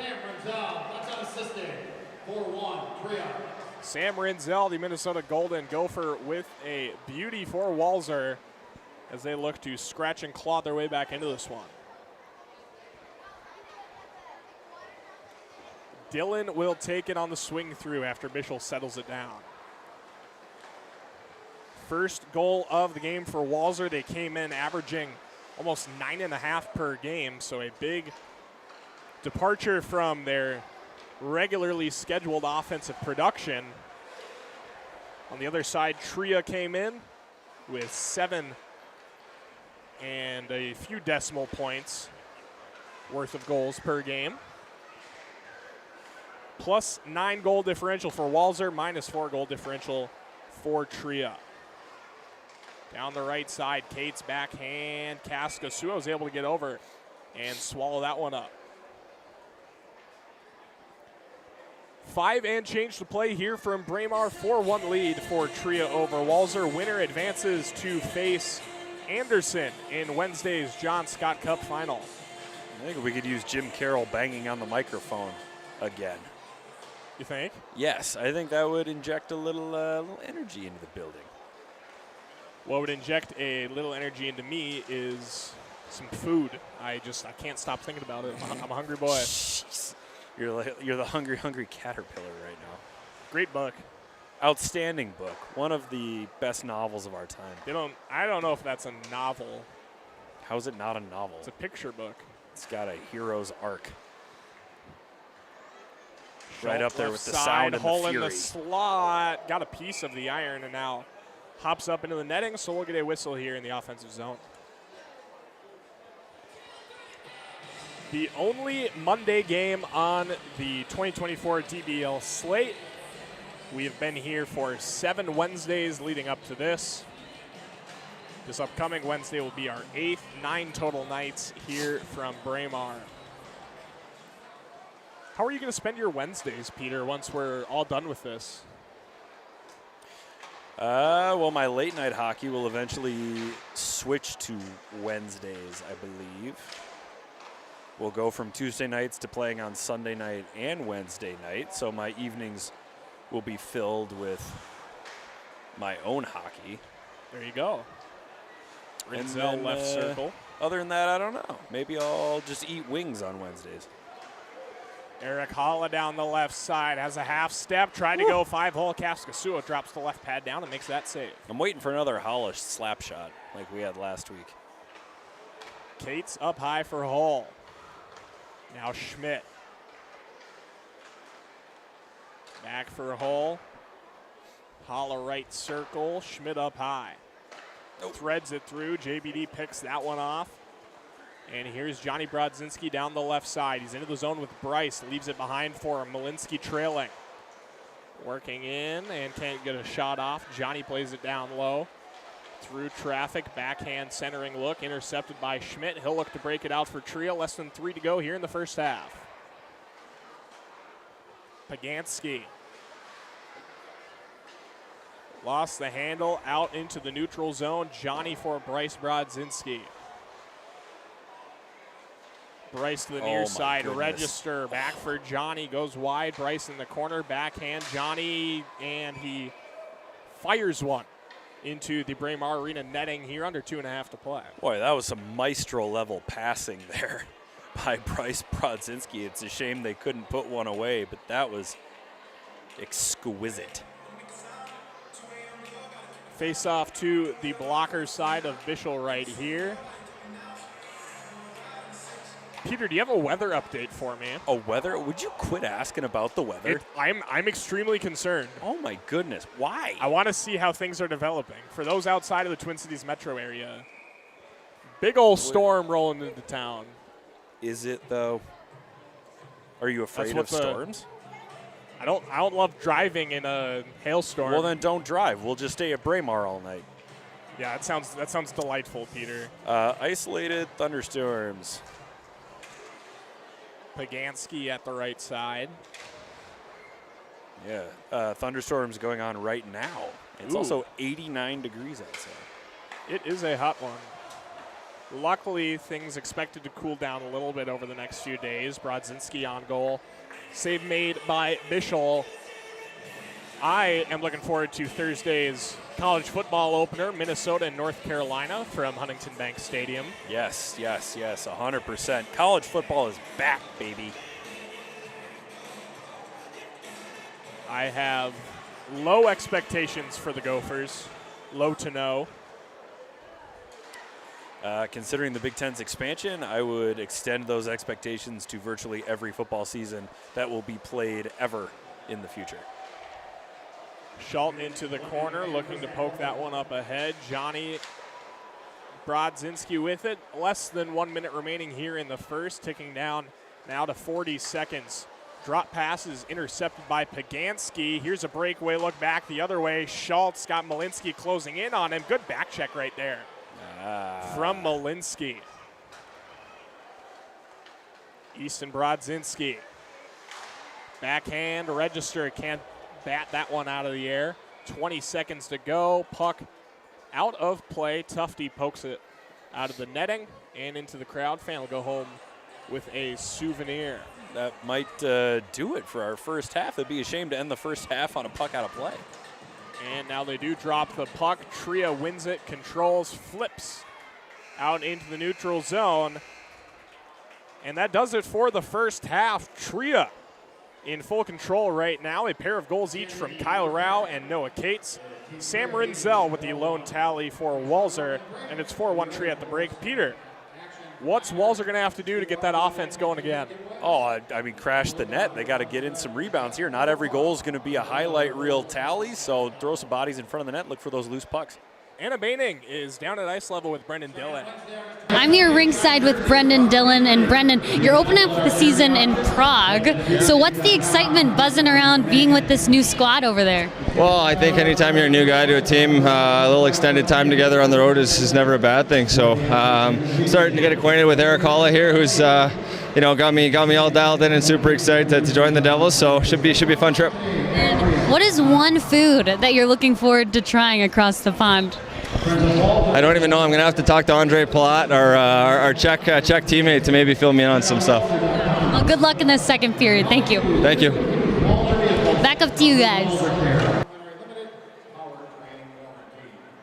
Well, folks, before the puck gets dropped, it's a good time to remind you that TRIA is proud to provide world-class orthopedic and sports medicine care for the athletes in WBeauty League.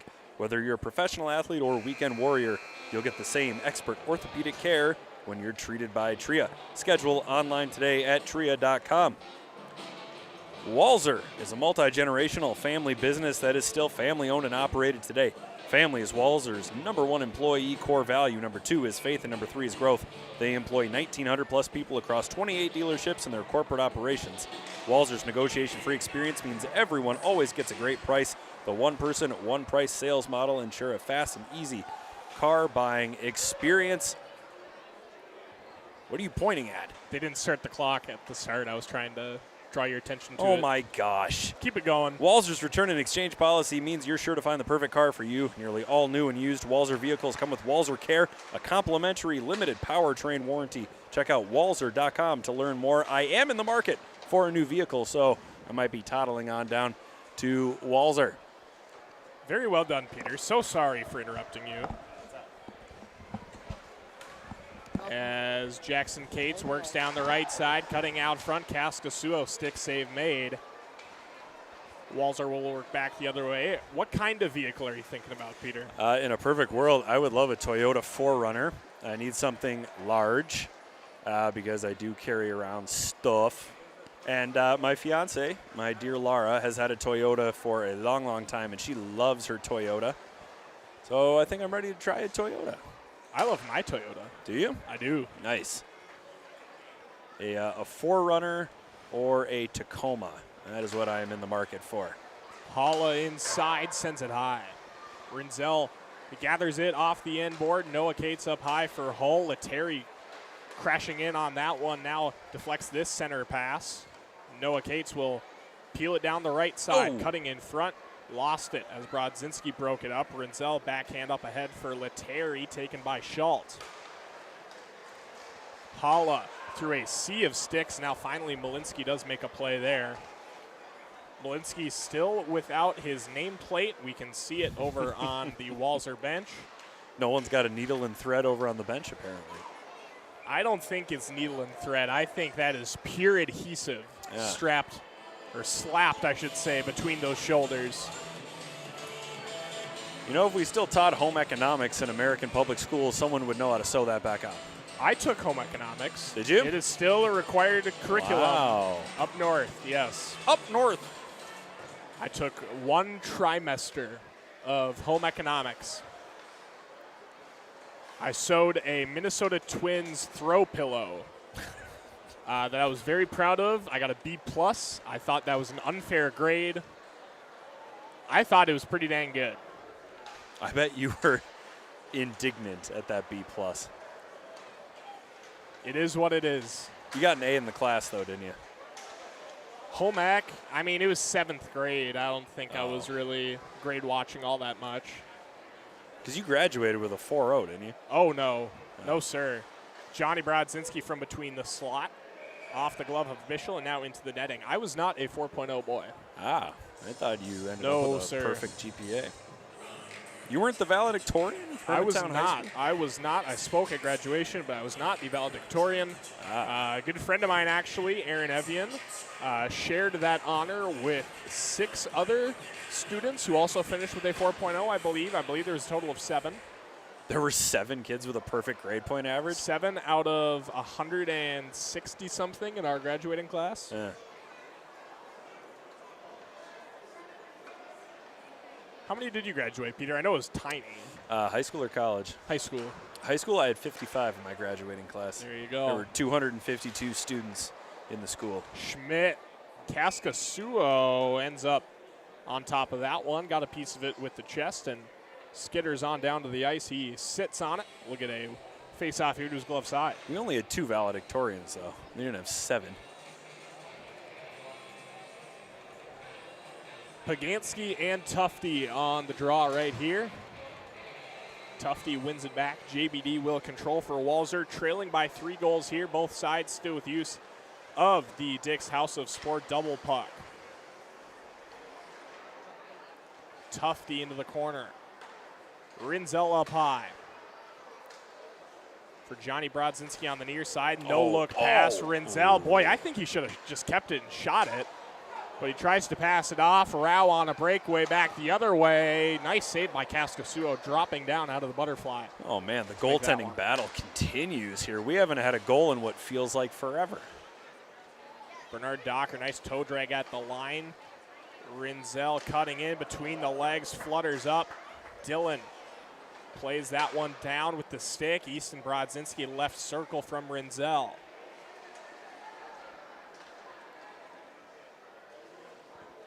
Regrouping here is Tria Pagansky. Send it to the near side, try to get some space in the neutral zone. He gets it right back. McKenzie cutting in, tried to go back to the forehand, a little bit too far for him that time. Needs a longer stick. You could borrow one from Brendan Dillon. Malinsky across for Easton Brodzinski, tried to find Rinzel out front. He'll go to work for it behind the Tria cage.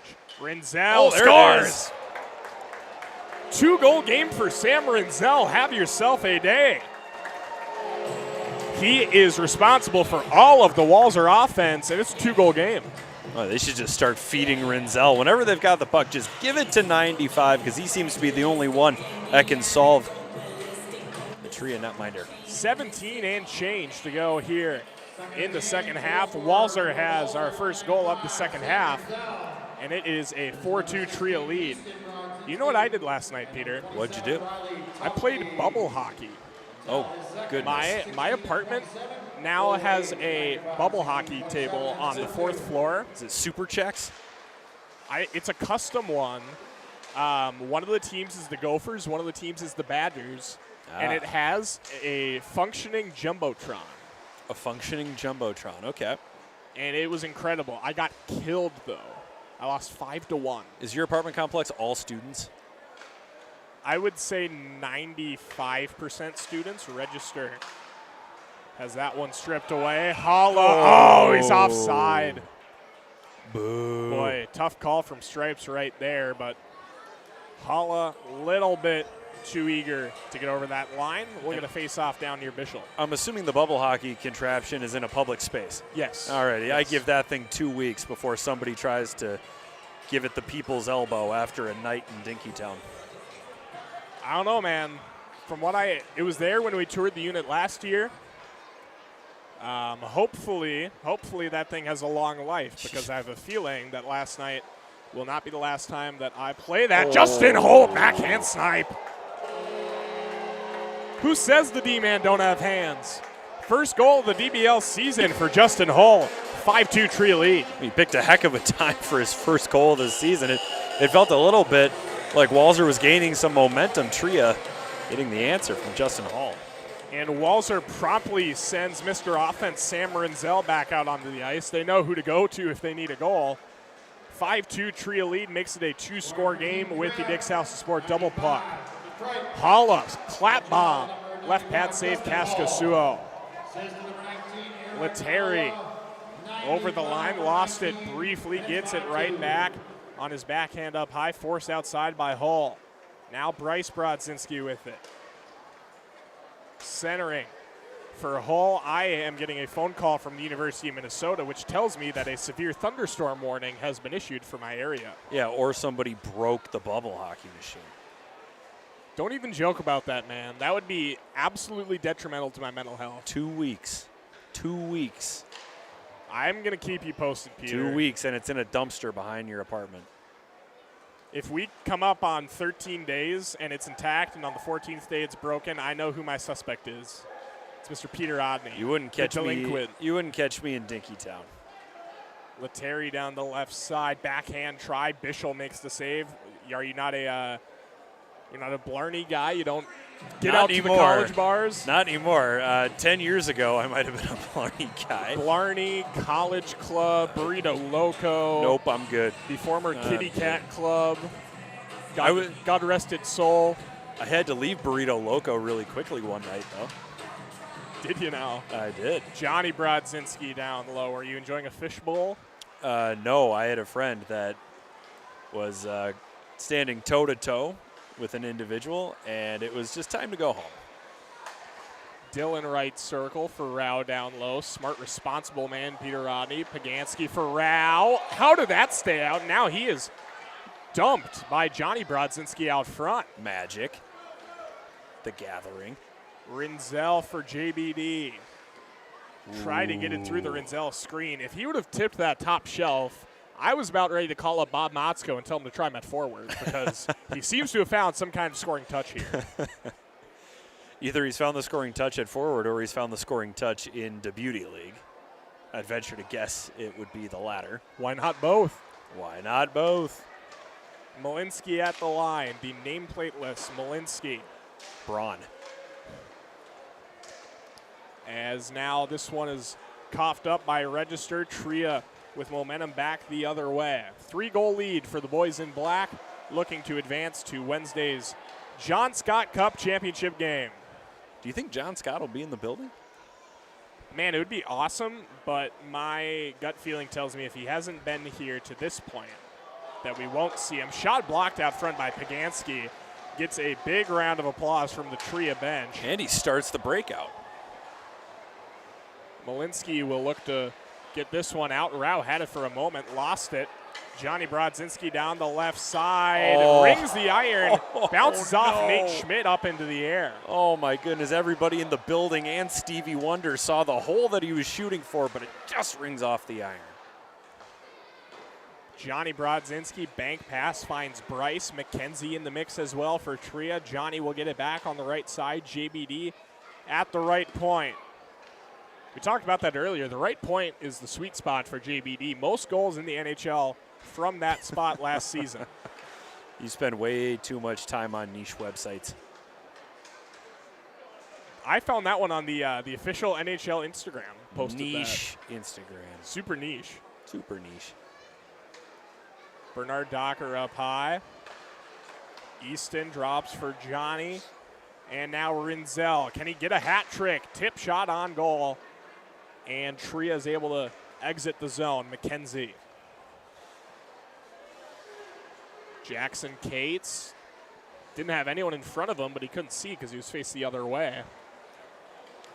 Now this one intercepted. Rinzel full head of steam down the right side, looking to get around Schmidt. Yeah, maybe don't try him at forward. That was a little bit clunky. Well, if you were 6'12", you'd look a little clunky out there as well at times. Brodzinski, Rinzel for the hat trick. Oh, he lost the handle. Maybe don't call Motzko. Cinderella has turned back into a pumpkin here in the second half from Braemar. Is Cinderella the pumpkin or is she the frog? No, she's not the pumpkin. The carriage is the pumpkin. Who's the frog? I don't know. Which princess is the frog? Well, there's a movie called The Princess and the Frog. Oh, tip shot goes wide from Easton Brodzinski. I am not tapped into Disney or any fictional movies like that. All of that just goes straight over my head. The Lion King goes over your head. I'm rocking with the Lion King. There are a There you couple exceptions. Pixar is where it's at. No, it's not. Love me some Pixar movies. Cars?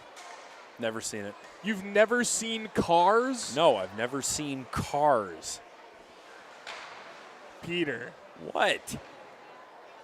Someday you are going to have a child, and that child is going to say, Dad, I want to watch Cars. And you are going to sit with him and watch one of the greatest children's films of my generation. Well, my kid's going to watch Miracle and like it. Bernard Docker. That's somehow a goal. That That's stayed a goal. out. Hold on. Boy, I don't We're not know. gonna get a Here's replay. Halla back the other way. Slap shot? Yes, sir, but Kaskasuo makes a right blocker save. At what point does Kaskasuo abandon his crease and go after Eric Halla? Assault. Brodzinski leaves for Tufty. Return feed is covered up by Bischel. And we'll get a face-off here. If you had to poll the players on the ice, how many of them do you think have seen Cars? I'd be willing to say maybe not quite half, but Not quite half. at Okay. least 35%. Craig, have you seen Cars? Statman Craig has not seen Cars. If Craig hasn't seen it, I don't want to watch it. Lettieri misses wide on the glove side. Justin, have you seen Cars? Justin has seen Cars. Justin has multiple children. I have dogs. Still. My dogs don't want to watch Cars. It's a children's movie, but there are some great lessons to be learned from it regardless of your age. That cars can talk, is that the lesson? There's a great subplot in the movie about slowing down and enjoying the smaller things in life. Sorry, I hate when they do Kyle Rao out front, score! He doesn't slow down. For Kyle Rao. Tria up by 4 here late, getting ever closer to the John Scott Championship Cup. 6-2 lead. That guy's probably seen Cars. Kyle Rao has definitely seen Cars. He doubles his goal total coming in. He had 3 entering, now a hat trick, 6 on the year. For the member of the San Jose Sharks organization, 2011 Minnesota Mr. Hockey. 6-2 lead for Tria. It's almost double puck time. It is almost double puck time indeed. The Dick's House of Sport double puck. We'll keep an eye on both benches. Have to imagine we would see it from Walzer before we see it from Tria. As off the drop, Pagansky wins it to the corner. Bryce Brodzinski will take control for the boys in blue. Centered out front, back for Rinzel. He can't get a stick on it. Did you just hear a very loud banging sound? What just went crash in the building? Hey, there's that storm you were so afraid of. The storm has arrived. We will keep you posted. Dylan on the left side. Pagansky flutters one wide. Man, I got my car washed. I hope there's not although I guess the rain would be good for the wash. Schmidt collapses and fires a one-time wide. Who washes their car? I had a free one. It was free. That's a price you can't beat. Malinsky will go to play this one in the corner. Have you entered the Element TV giveaway tonight? I have not. I have not either. Hopefully the fans here have, and hopefully whoever wins will stick around to claim it. Malinsky right side, tries to center, sprawled across the crease is Bischel, and somehow ends up on top of that one. Walzer, what are we doing here? 6 minutes to go from Braemar. Bischel has been nearly unbreakable in goal for Tria. The only player to solve him tonight is Sam Rinzel, and he's done it twice, both goals. And he's not on the ice for right Walzer. now. A little surprised at that. Sam Rinzel with as many goals tonight as he had all of last season for the University of Minnesota. 2 goals and 26 assists in the freshman campaign. Bernard Docker with a beauty. The first goal for Walzer from someone not named Sam Rinzel. Oh, my goodness. For JBD, it's his 6th of the season. Oh, what a pass by Johnny Brodzinski. Look at this. Look at that. Oh. Just a tight window to fit it in. Golly, that was pretty. Johnny Brodzinski leads Walzer in assists, and that is a dandy for the New York Ranger. Register through traffic, blocker save made.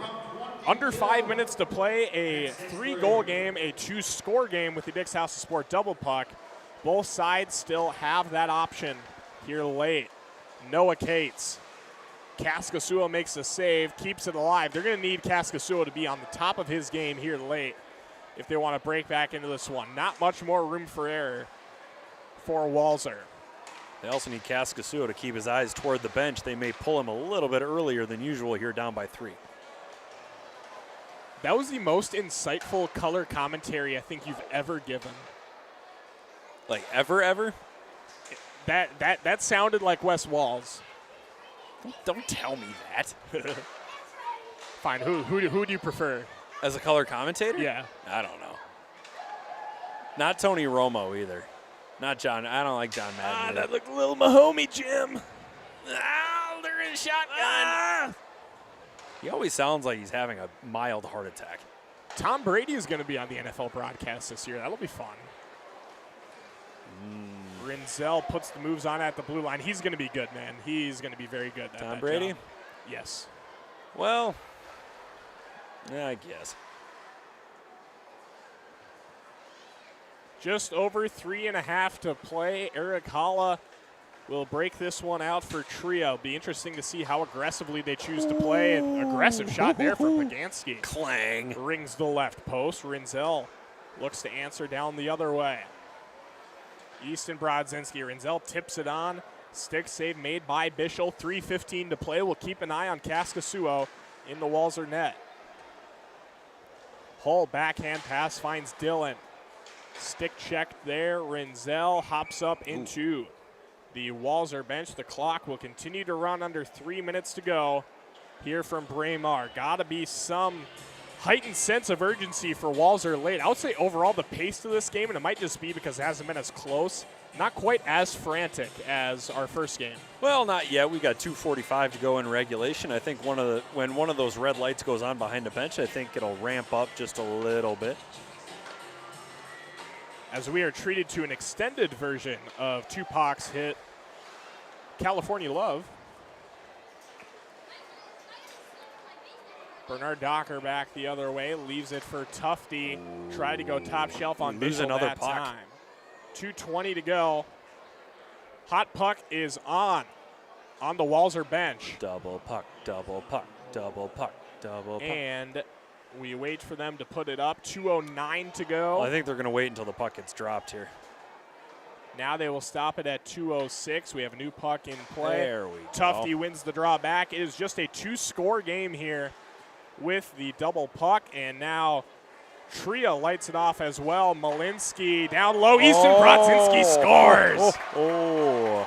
Top shelf. Don't look now, folks. Walser is coming back into this one. It's a 1-goal game. Easton Brodzinski with a double puck goal. Now we got double puck. It's your favorite time. The double puck eclipse has befallen us on a Monday night in August. Easton Brodzinski with his third of the season. 1-goal game. This is going to be a fun finish, folks. Don't go anywhere. Monday night in August sounds like a Grisham novel. Minute 40 to play. Double hot puck time here late. Holla's into the zone onside. As now suddenly there's a little more offensive urgency, I would say, for Tria. Schmidt has it. 1 goal might not be enough. Rao, left side, working it around town. Now he will pull it out of the zone. Tria more than happy to puck rag here late. Leading by 1 goal. Schmidt takes a fall. We are going to have a penalty shot. That is killer. Oh, I'm seeing flashes of Dom Toninato. Who was it that time? Looking at our replay here, Riley Tufty got his stick caught in the skate of Nate Schmidt, so he will have a penalty shot here late with the Dick's House of Sport double puck. Nate Schmidt scores! 5-hole goal for Nate Schmidt on the penalty shot off the Riley Tufty trip. Huge late goal. Tria is back up by 3. Well, this is going to be a slam bang finish here. We'll keep an eye on Kaskasuo once again. 8-5 lead for Tria. The captain, Nate Schmidt. Penalty shot goal is 8th of the year. Hull with it. Rao kicks at it. Again, Tria just happy to play the possession game. Now score! Eric Holla piling on. Tria is going to advance to Wednesday's John Scott Cup Championship game.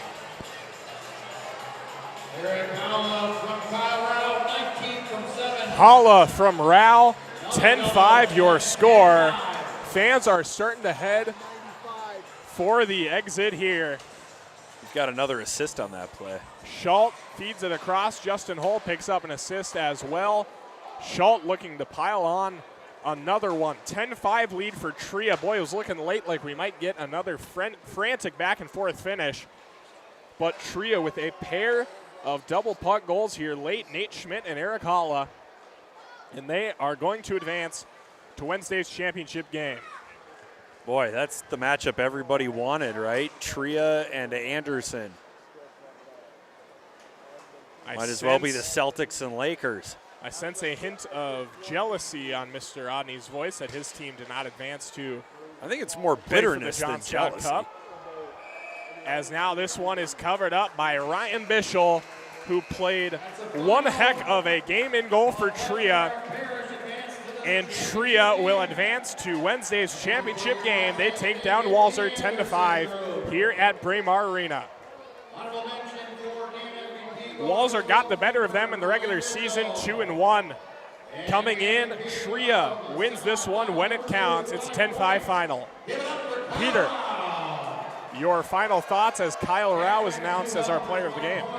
Well, he should be the player of the game. He had a hat trick today, and it just feels a little bit like Walser broke down there near the end. A couple of hot puck goals put it out of reach, and congratulations to Tria. They'll take on Anderson for the John Scott Cup. 2 days from now, Wednesday night, Tria and Anderson for all the marbles to lift the beer keg that is the John Scott Cup. But before we get there, we invite you to stick around because when we return, we will have, for the first time this year, 3-on-3 DBL action in the women's game, Tradition White and Tradition Maroon, skating 3-a-side here from Braemar Arena. Don't go anywhere, folks. We'll be right back here on to Beauty League.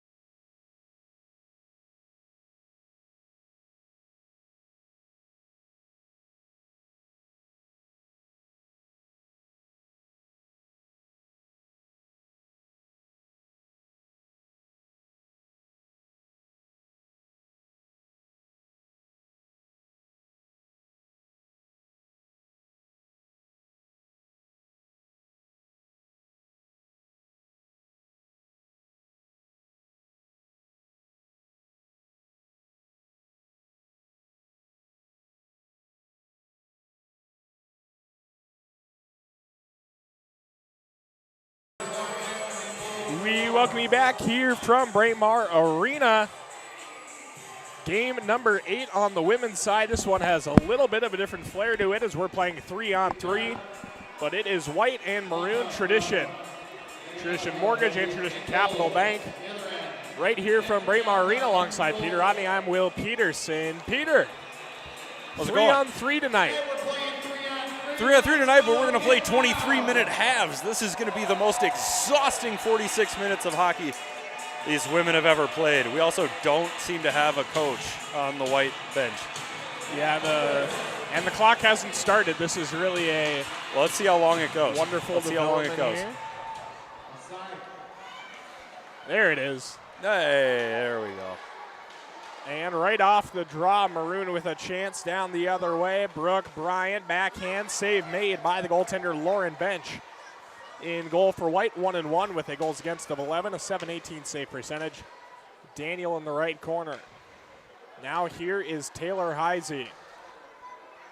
Longtime boyfriend Parker Fox in the building tonight. The Minnesota Golden Gopher basketball star back for his 5th season. Backdoor, they score. Oh, yeah. Wow, okay, that's a loud that's goal. Too loud. That's too loud. Second goal of the season for Brooke Bryant. Maroon is off to a hot start, less than 1 minute in. 1-0. Dance, dance, dance, dance. Well, that was cool. It's a hot start.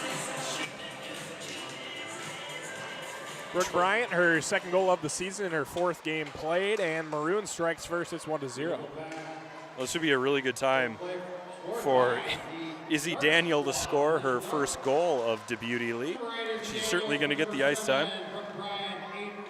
The only player on the ice tonight without a goal. I know.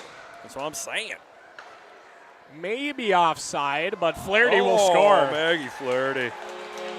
There's an answer. Well, Peter, I'm going to set the early over-under on this game at about 37. 37? Give me the under. How about 30? Give me the under. 28. Yeah, 29. 29. I will take over 29 for soda. Deal. Handshake made. We just shook hands. You just felt my clammy, sweaty palms. Over under 29 is the mark. Let's get some offense. Lindsay centering look. Goes wide of Rosenthal. Foot race here. The 16s come together. Hughes and Levis. And Levis will play this one. And we're going to call icing. All right. All right. So we're going to face off down on the maroon end to the blocker side of the goaltender, Maggie Maleka. New to Djibouti League here tonight. The 20-year-old out of Farmington, Minnesota, skated last year for the University of St. Thomas. According to this, she'll be transferring to the University of Minnesota? According to the roster that I'm looking at from Craig Roberts? Interesting. I'm going to have to double check that. Peter will work to confirm. I didn't see anything on Elite Prospects to corroborate that. Norcross for Rosenthal, right side. And nope, she's on the Bryant Tommy with roster it for Maroon. 24-25. Bizal pokes it up ahead. Here's Daniel down the left side. Can she get her first goal of the season? Not that time. No. Flaherty will play it for White. This is just going to be one long 2-on-1, isn't it? Yeah, probably. Oh, it looks like the Wethingtons have arrived. We at least have a couple more bodies on the white bench. I didn't even notice they were gone. Bryant cutting in. Save made by Bench. We'll get a whistle. And Bench shaking her head. Not so fast, my friend. The Wethingtons have arrived for White. Each side rolling with 7 skaters tonight. A smaller roster than we are accustomed to seeing here on the women's side of things, so we're going down to 3-on-3 for our final game of the evening. Hey, what do you say? Let's welcome the Wellingtons. Welcome to the game, guys. Jim Carroll with some friendly ribbing for the Wethingtons. Now here's Audrey firing one on. Save made by Maleka. Chance at the far post now. Broken up. Levis will backhand to the near corner. 18.5 to play. Heisey now finds Levis. Poked at by Maddie Wethington. Levis will skate this one over the line. Heisey leaves one behind the net. 18-10 to play. One time, look, they score. What a find from Taylor Heisey. Fed it through down low, and Maroon has a 2-1 lead. Emily Brown, her 5th of the season. I think we're still looking dead set at that under. 3 goals in the first 5 minutes. I believe that means we're roughly on pace. Team Dark, number 18. Barine sends one wide on the blocker side. Was Emily Brown, and one-timer. Hughes backhanded through. Barine will go to play it in the corner. Norcross for Hughes. Sends it across, now down low. Norcross a backhand try. Nice sliding save made by Maleka. Norcross again, off the mask. Ouch. That time, talk about using your brain. Well, she has a big brain. I don't want to speak too highly of YHH, but we've been familiar with Maggie for quite some time now. I believe she is majoring in something very smart at the University of St. Thomas. I also believe she had a 4.0 GPA. She had a very high GPA, whatever the case. Brown being chased down by Heisey. Check that, it's Barine, and she scores. Abby Barine with her DBL leading 11th goal of the season. And we're knotted up at 2. Yeah, number 11, Abby Barine ties it at 2. Abby Barine, one of 2 members of the Perfect Attendance Club here in Djibouti League. The other one being Emily Brown. Barine and Brown each have a goal in this one. And we are tied at 2. Lindsay will play this one now. Down the left side and over the line. Drops it off for Heisey. Off the crossbar. Ooh, that made a pretty sound. And up off the rafters here at Braemar. So we're going to face off under 16 to play. Well, they're smiling on the ice. That's a good sign. Face off to the blocker side of bench. Puck played on the near half wall. And Bazal will go back to play this one in her own end. Finds Lindsay. Now Bryant in danger of losing her nameplate. She loses the puck, and it's in the corner now. Bazal with it. Out front, Lindsay on the doorstep. She'll peel it out. Bazal nearly got it over the blocker side. It'll deflect up and out of play. Coming up on 15 to play. We'll be back here in less than 48 hours for a fun-filled day. On Wednesday, we will have the Women's Championship game to kick things off. A special hockey game at 6 o'clock, and then the John Scott Cup later on in the evening. We'll also have the Beauty Fest festivities here on site at Braemar. A lot of fun for all ages, so hope to see a lot of people in attendance. Brown over the line in with Bazal. She'll drop it off at the right circle. You can find me in the autograph line on Wednesday. Only Dennis Chalowski. Just Dennis Chalowski. He's probably not going to be there because Elman got knocked out. Oh, if Dennis isn't there, I'm not going to be there. You are contractually obligated, Peter. You didn't put anything in writing. No, I didn't. I don't even know how to write. I can barely read. Need those thick glasses. Daniel for Brown. Nearly got a top shelf. Nice sliding save by Bench.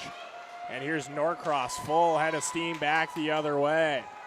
Norcross scores. Savannah Norcross, her 7th of the season. White regains the lead. It's 3-2.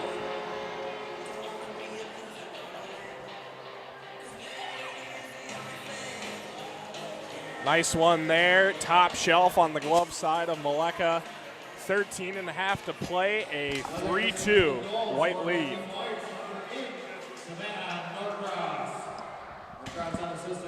Maddie Wethington with it for White on the right side. Shovels it to the far side. Breen will play it there. Now down into the corner. Hughes. Pressure from Bryant, poking at it. Levis with it for Maroon. Long stretch pass finds Taylor Heisey down the left side. Heisey cutting in, block shot there by Maddie Wethington. Rebound off the end board. White with a 2-on-1 back the other way. It's Breen and Hughes. Breen, backdoor score. Second of the game for Abby Breen. It's a 2-goal lead for White, 4-2. You know, the goaltenders are being really good sports tonight. Really good sports. Hats off to Lauren Bench and Maggie Maleka for agreeing to play 3-on-3 hockey here tonight. Not a lot to gain. I reckon not a lot to lose either. No. Lindsay with it for Maroon. Heisey down the right side. Heisey cutting into the slot, fires it high. I will say this, it may be 3-on-3. We might be a little light on the numbers, but there are still some young fans here. Flaherty scores. Boy, I thought she was going to run out of room there, but found just enough room on the pad side, the left pad side there of Maggie Maleka, and is now 5-2. And there's the goal horn. Oh, there it is. Maggie Flaherty, the front runner so far for spatial reasoning.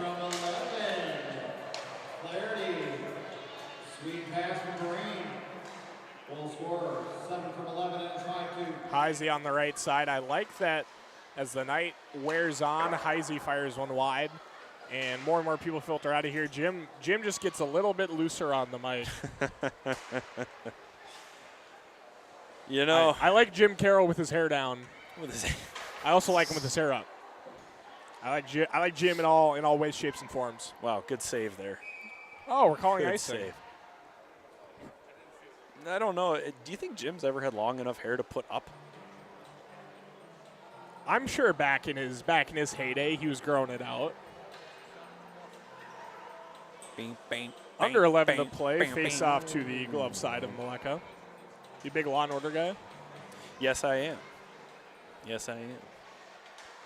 John Mulaney has a pretty great sketch about Law and Order. Does he? Have you seen it? Nope. I'll send you that link. Okay. One of my favorites. I do enjoy John Mulaney.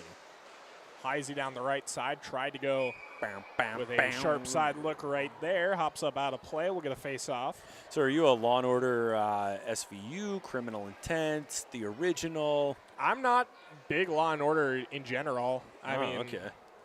You are not a man of culture. No. Just not something I usually gravitate towards, like Family Feud reruns. You got to be kidding me. Huge Family Feud rerun guy. Why? I like Steve Harvey. Nobody likes Steve Harvey. Dude, I love Steve Harvey. I'm disappointed that you don't like Steve Harvey. It's like I don't like him. I just think I'm a little indifferent about him. And the families are usually like wacky enough where they're just funny to watch. There's always one old person who's not quite with it. Well, I'm assuming that there are episodes that they're filming where at some point they pause the episode, or they pause the filming, and the producer says, "You guys got to ham this up a little bit. You guys are taking this way too seriously." Rosenthal to the backhand. Did that sneak in? No. No, it did Maleka not. makes the save that time. Family Feud is definitely a game show I would enjoy being on.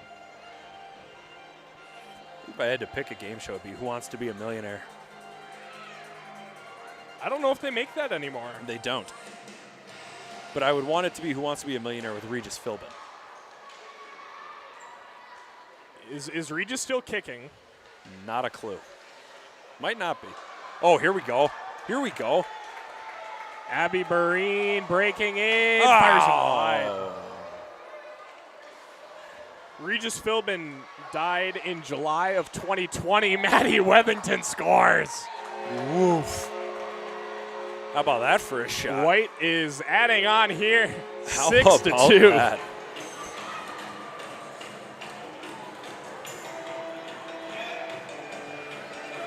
Eight and change to play here from Braemar Arena. 6-2 lead for White. Maddie Wethington with her second of.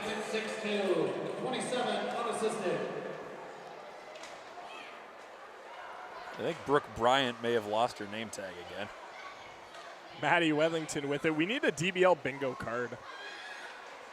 Maybe I'll make that up for Wednesday. For our last night. I'll come with some bingo cards. Well, once we finish off on Wednesday, we'll have a whole year to decide what's going to be on a Beauty League bingo card. Yeah. Oh, what a save. You're right. Brooke Bryant lost her name tag. She's now Francis. Maddie Wellington down the right side and behind. The under is looking pretty safe here. 29 might have been a wee bit aggressive. You know what they say, life's too short to bet the under. Flaherty at the right circle. Levis kicks at Go it. Peyton. And now played by Bryant down the right side. In with Levis. Whoa, whoa, Sends it whoa. across and laying down to make that play was Flaherty. Nice defensive effort there. Let's go. Levis picks it up in the neutral zone. With Bryant, sends it across, broken up by Barine, who loses it once again. Levis out front, kick save made by Bench with the left pad, rebound sits out, and a breakaway back the other way. Can Lindsay catch up? Barine closing and goes wide. Maleka got a piece of it, rebound, they score. White piling on, Savannah Norcross with her second of the game. 7-2. I have no words. I have no words. I am excited to speak with Gabby Hughes at halftime, though. That'll be fun. Spoiler. What? We were going to do the whole bit where I pretend I didn't notice you missing. Oh. Well, there's your spoiler. Our ice side reporter, Anna Banning, has Left the building. She's gone home early, so Peter will be taking her place at the half. I will be on my own for a few minutes, but that's all right. I'm certainly dressed for the occasion. Do you want to borrow my quarter zip? No, I don't. Audrey Wethington, that's good. I don't have an undershirt. Norcross scores. Hat trick for Savannah Norcross. 8-2 White. Oh, man. At what point do we go double puck? I don't know. I'm still waiting on this goal horn, though. No goal horn. I don't think we're going to see. I don't think we're going to see the goal horn for the rest of the night. 8-2 lead for White. Tell you what, every time a raindrop comes through the ceiling here at Braemar, we should plug the goal horn. Where are they coming in from? You said that a couple times. It's the entrance to the West Rink. I was walking out and something dropped on my shoulder. And I thought, is there a bird in here? There's not.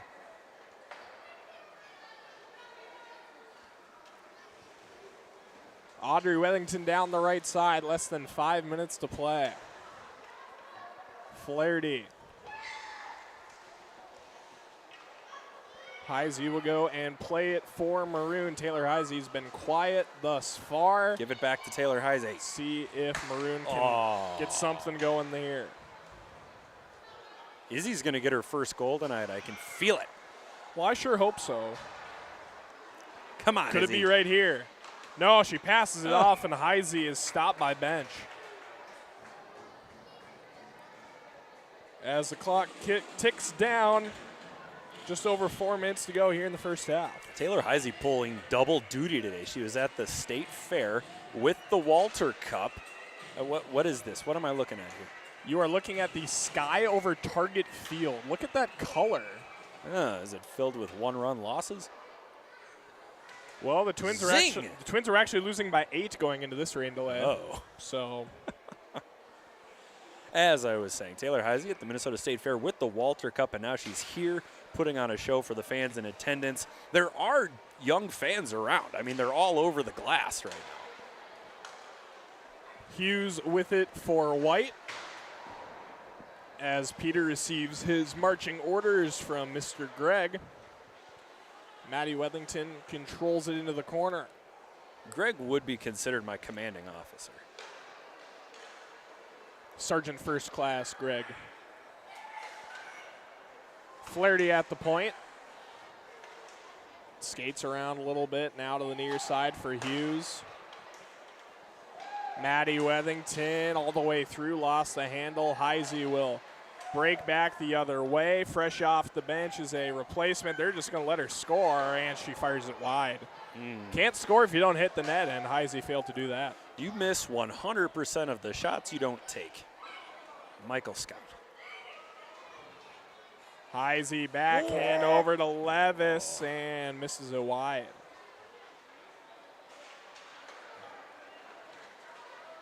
Breen now.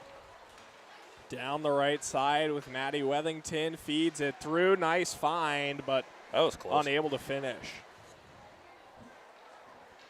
2:20 to play here in the first half. Maroon with control, looking to climb back into this one. Levis flips it up, gets it back down. Bryant leaves it for Lindsay in the high slot. Now into the corner for Bryant. Peter takes off his headset. And when we hear from him next, it'll be down at ice level. Chance on the far side. Bryant sends it wide. Karam's all the way around to the blue line. Lindsay with it. Levis. Lindsay back and forth, and no one wants to shoot the puck. It goes into the corner. Rosenthal with it for White. Long stretch pass to the far side, finds Barine. 2 goals tonight, looking for a third. Tried to send it across for Norcross, and it was broken up there. 1.5 to go. Rosenthal down low, score! Top shelf snipe right there. And a beauty. It is a 9-2 White lead. Abby Breen again, hat trick, and her 13th of the season. 1 minute remaining now in the first half. Breen completes the hat trick. Back across, they score again. Audrey Wethington now joins sister Maddie in the scoring department. 10-2 White.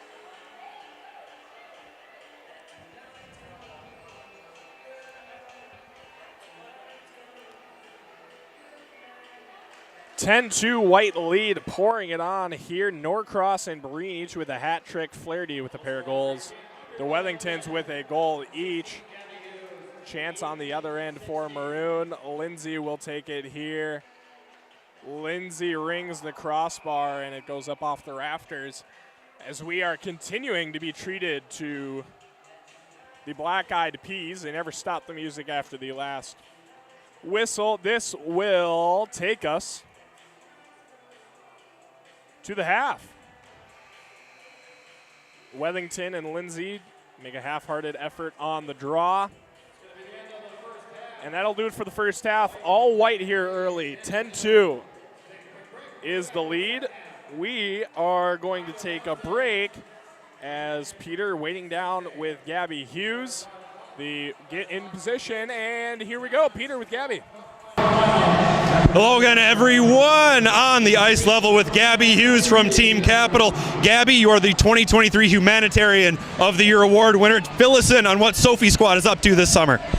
Sophie Squad's been up to a lot this summer. We just finished up some stuff at the State Fair, and then we'll be here on Wednesday for the Beauty Fest. So continuing to just spread our message of how important mental health is and that it's okay to not be okay. All right, do you have any big plans for the fall and the winter season? spending as much time with family before I head back up to Ottawa for the PWHL season. All righty, well, take it easy on us this season. Minnesota could use another Walter Cup. Thank you so much, Gabby Hughes. That's been our halftime intermission report here at the Beauty League. Thank you, Peter. Nice that the fine folks, the fine listeners and watchers of Beauty League finally get to see the face of my color commentator, Mr. Peter Odney, and we now eagerly await his return back up here to the booth.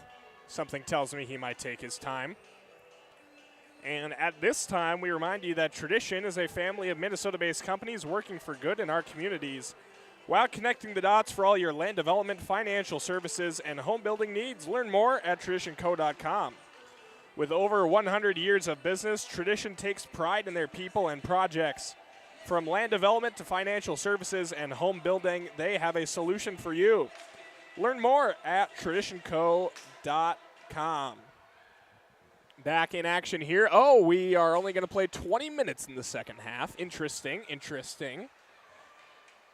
Down from 23. Probably not the worst idea, with both sides struggling for numbers. Maroon is going to try to make their way back into this. They are making some quick changes here. Trailing by 8, still have use of the Dick's House of Sport double puck, which effectively makes this a 4-score game.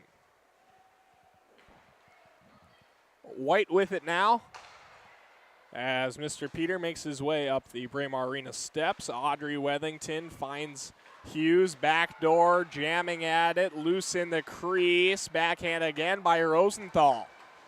And Maroon with control. Now down the other way, Heisey for Maroon, gives it to Bizal. Stick save made by Bench. Collision out at center ice between Lindsay and Maddie Wethington. The Gopher teammates have a good laugh about it. And wouldn't you know it, my friend Peter Odney is back. Peter. Did you miss me? Yes, I did. How was your 45 seconds of fame? My 45 seconds of fame. It was fantastic. I've known who Gabby Hughes was for a very long time. She was a superstar at Centennial High School. She led the Cougars to a state championship game. She and Annika Linzer were so much fun to watch as high school athletes. But Gabby Hughes is an even better person. She was the 2023 Hockey Humanitarian of the Year award winner. She does some outstanding work with the charity Sophie's Squad, which is spreading its message of letting people know that it's okay not to be okay and that it is okay to seek help when you're not feeling the best. Sophie's Squad. I'm going to pull up the website right now, and I might as well just turn the entire second half. Apparently it's still the first half according to the clock. Turn the entire second half into an ad for Sophie's Squad. Lindsay working in, and now White with control. SophieSquad.org. That's SophieIssQUAD.org. SophieSquad.org. They do some fabulous, fabulous work. I would highly recommend everybody visit the website, make a donation if you so choose, and make sure that your teams and your communities know it's okay to talk about your mental health, and it is okay not to be okay. Amen, brother. Amen. Heisey with it for Maroon, sends it out front. Bryant pokes at it there. Pad save made by Bench. You know who might not be okay right now? The electrician that has to redo the scoreboard because the bulbs are going to be burned out. Not quite the 29 you predicted, though. There's still time. We still have the double puck, Peter. Izzy Daniel. Didn't get a shot off. Top 3 finalists for the Patty Kazmaier Award over this last season, but yet to find a goal in the Beauty League. I believe in her because you believe in her. Let that be known. Marine. Save made by Maleka. Audrey Wethington down low for Rosenthal. Battling for it there. Maroon back the other way. Here's Bryant closing in. Save made by Bench with the blocker. Breen with it now for White. Right circle, pulls it out. Hughes for Breen, left side. Save made again by Maleka. The goaltending has kind of tightened up here in the second half. And the faceoff will come to the blocker side here. I keep waiting for that double puck to go on. We might see a game here. Yeah, it is a 4-score game as Maroon looks to make their way back into this.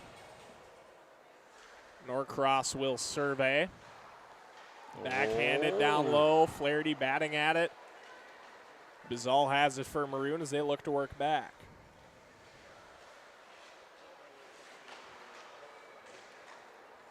Everyone on Twitter is just a buzz about how cool the sky looks right now, or looked. I just got a text from my fiance saying I've never seen anything like this rainbow. Hughes tries to send it back across. I implore you, if you're in the Minneapolis-St. Paul metro area, to go outside and take a look at the sky if you haven't already been doing so. Lindsay. That is a pretty big Did I hit the back bar? No, they're going to say it stayed out. Maroon bench certainly thought differently. Some jarring from the bench. Norcross across for Flaherty, and Malek makes another save. We get a whistle. I cannot tell who is screaming. Why is he so mad? I don't even know who is that? Just some random dude who wandered into the building.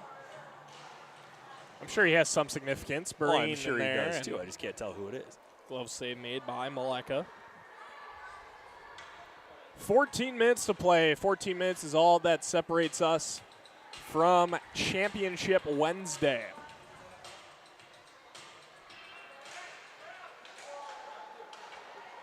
Heisey with it now. Down the left side. Can Maroon eke their way back into this one? Bench, nice sliding kick save. And Breen down the other way, looking for a fourth. Got it.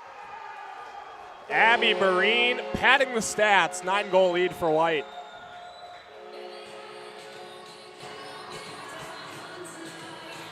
I'm just digesting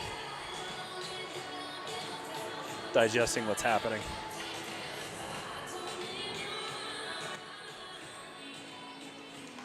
(11-2) is the lead for White. And now Heisey cuts down the left side. Score! There's an answer for Maroon, and they get right back to where they were 30 seconds ago. Once again, an 8-goal lead. It's 11-3. Boy, she's making CCM look real smart for signing her to that deal with a shot like that. I wish I could shoot like Taylor Heisey as she launches her glove at Savannah Norcross. Back within 8, the fans. Oh, they're going to give him the double puck. All righty. It's a double puck goal for Taylor Heisey, and is now a 7-goal game.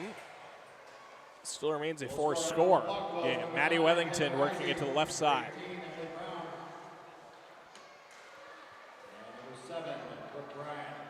Working it all the way around, working on Izzy Daniel. Now she'll pull it out to the line. Glove save made by Maleka. We'll get a whistle here, and they will keep the clock running here on the double puck. Welcome to Beauty League, where the time is kept with no rigidness. Rigidity. I think Rigidity. that's the word you're looking for. Time is a flat circle here. Have you seen the first season of True Detective? No. What? Nope. Okay, you got mad at me for not seeing Cars. You got to watch the first season. Cars at least is objectively no, more stop it, culturally stop important. it. No, it's not. Yes, it's it not is. more culturally important. Yes, it is. Than the first season of True Detective. No, it's not. No, it's Yes, not. it is. I would implore you to watch True Detective. I would implore you to watch Cars. I would implore you to. All right, fine. How do I watch Cars? What streaming service is Cars on? Disney Plus. Don't say. I'm gonna get rid of my Disney Plus. Really? Yep. One too many streaming services, or what? It is the appendage in my stable of streaming services. That and Peacock. I have a decision to make with Peacock. My 12 months of student rate has expired, and I share the account with 3 other people. Flaherty rings the crossbar. I need to figure out if that's something everyone wants to re-up on or not. I use it just for the office. I mean, Yeah, that's pretty much what I used to use it for. I don't use it for that. Heisey scores. And did that go on the double puck? Yes, it did. Well, all right, 5-goal game. Well, there's your 10:22 to play. We're inching closer and closer to your over here. White still has the double puck here. It's not impossible, Peter. Maddie Wethington. I think that went in. I think her pad was below the line, and I think it only matters what the referee said. that's fair. That's fair. Maddie Wellington, long stretch pass, broken up by Lindsay. Barina's offside. She'll tag up. And Lindsay gets it up for Levis left side. Oh, scores! Oh. Peyton Levis with her 6th of the season. Don't look now, folks. Maroon getting their way back into this. That was the hardest shot I've ever seen at Beauty League. No Ryan McDonough, no Eric Halla for you? No, I don't care about You're taking that one? I don't care about those guys. Number 6, Peyton Levis. Assist number 6, Anna Lindsay. Conspicuously fewer Tampa Bay Lightning personnel here tonight. 16-6-1. Audrey Wellington redirects that one on goal. Sliding save made by Maleka. Levis for Maroon in with Lindsay. Looks to get it across. Poked at Lindsay. Goes right through her legs. She'll peel it back out on the backhand.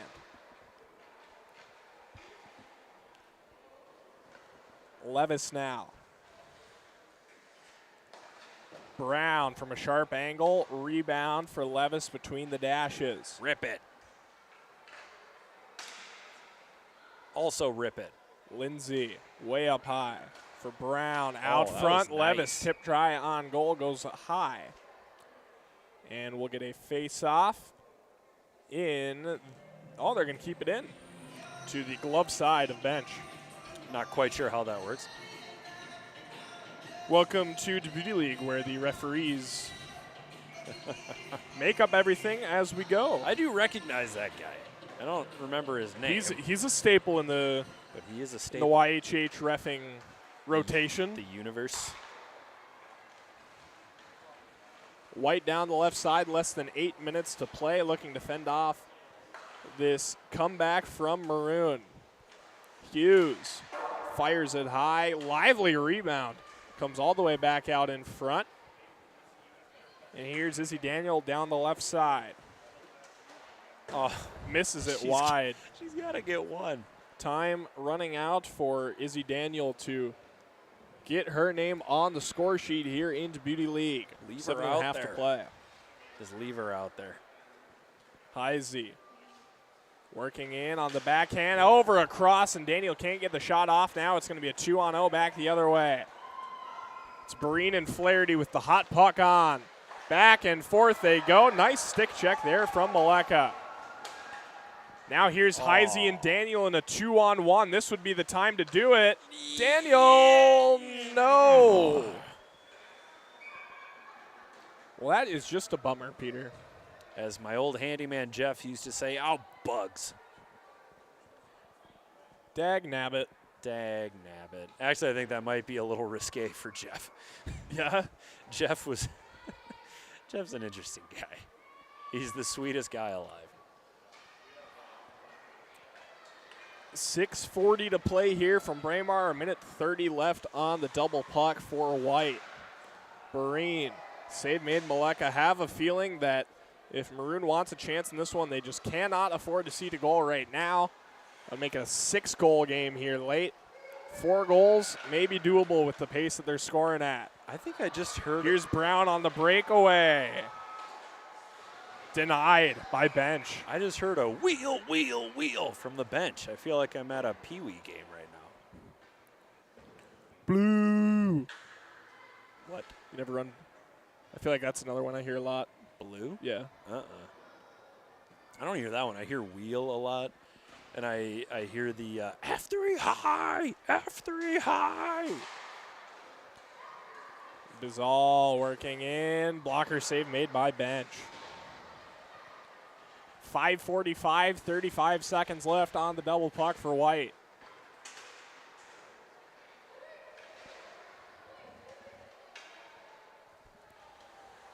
Bizal with it at her own blue line. Now Brown. In with Lindsay. Tried to get it across. Rosenthal broke that one up. What should I eat tonight, Peter? We go through this every week. I think you should have a steak. Where would I get that? Outback Steakhouse. Oh, nasty fall there, but Maddie Wethington is okay. Maddie Wethington, I think her leg could fall off and she wouldn't stay on the ground. Maddie Wethington is one of the most competitive human beings I've ever met. So you think I should go to Outback? I think you should go to Outback Steakhouse, yes. Audrey Wethington works in.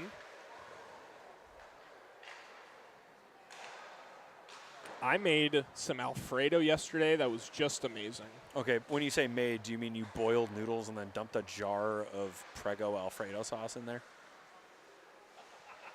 Perhaps. Don't make that face. Not Prego, Classico. That's even worse. I love Classico. That's worse. What are you doing? Will, you're smarter than that. But I made the pro move. I made the pasta. Here's a breakaway back the other way. Did you do the pasta water? Bryant, no, not pasta water. Bryant, save made there by Bench. After I dumped the pasta into the strainer, brought the hot pan back over to the stove, turned it down to simmer, and then I added the sauce and heated it in the pan instead of doing it separately in the microwave. Well, yeah. Like you would heat up the sauce in the microwave and then dump it over the noodles? That's what my parents always did. Oh, no. Oh, William. Heisey, almost sniped that one. If you don't, well, you're not going back to Duluth. I was going to say, if you want to learn how to make pasta sauce, I will teach you. What are you pointing at? Parker Fox. Oh, is he here? Yeah, he's down over there on the big, tall, gangly guy in gray. Oh, he's 8 feet tall. Good for him. That's nice. I wonder if this is his first Beauty League game. Surely.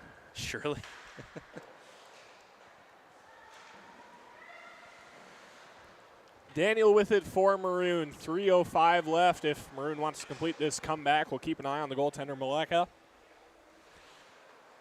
Heisey drops it off for Daniel. They got to get her into the slot if they I want her to score so badly. Breen with it for White up the left side. Already with 4 goals today. Can she make it 5? On the backhand.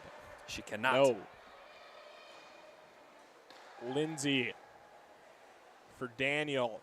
Into the zone, one-on-one to the backhand, and it goes wide. She's going to get one. Maleka is out of the goal. And we will get icing here with 2:20 and counting to go. Stop the clock. So on the men's side, Anderson upsets Element. That feels like a lifetime ago. It does. It really does. Anderson takes down Element. Tria takes down Walzer. And I don't know if they're going to give him another hot puck. Maroon just turning on the lights. Maybe they're big fans of lights. I don't know. Heisey fires it wide. Jim Carroll trying to inject a little bit of life here into Braemar Arena, and Peter will acquiesce. Now I'm way off. Bizal now, Heisey scores! Oh, tickling the twine. Put Taylor Daniel back Heisey from between the dashes. That is her 3rd hat trick for Heisey. And it is 11-8. We'll see if they give them. Oh, they're going to give her 2 goals. All right.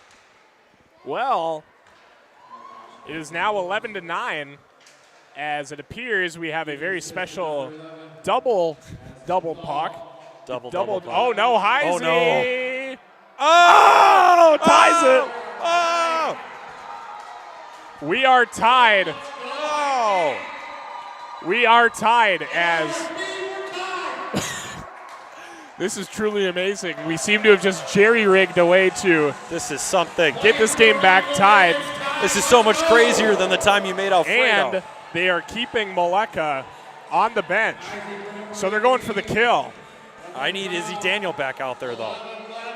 11-11, Levis down the right side. White with it, Breen up the right side. They do not have a goalie in. They're going to have to play some good team D. Norcross misses the net. 25 seconds to go now. Oh, no. Heisey on the breakaway looking for goal number 5 to give Maroon the win. Oh, they're going to go penalty. Penalty on Norcross. Hooked Heisey right there. We are going to get a Taylor Heisey penalty shot with 13.7 to go. Will is standing right now out of pure joy and not because his back hurts. Penalty shot for Heisey. Down the right side, lost it. Trying to go between the legs. Clock resumes. Breen on the empty net. Scores! Oh, no. Abby Breen, empty netter, her 5th of the game. And the horn sounds here at Braemar Arena. It's a 12-11 final for White. 5-goal game for Abby Breen.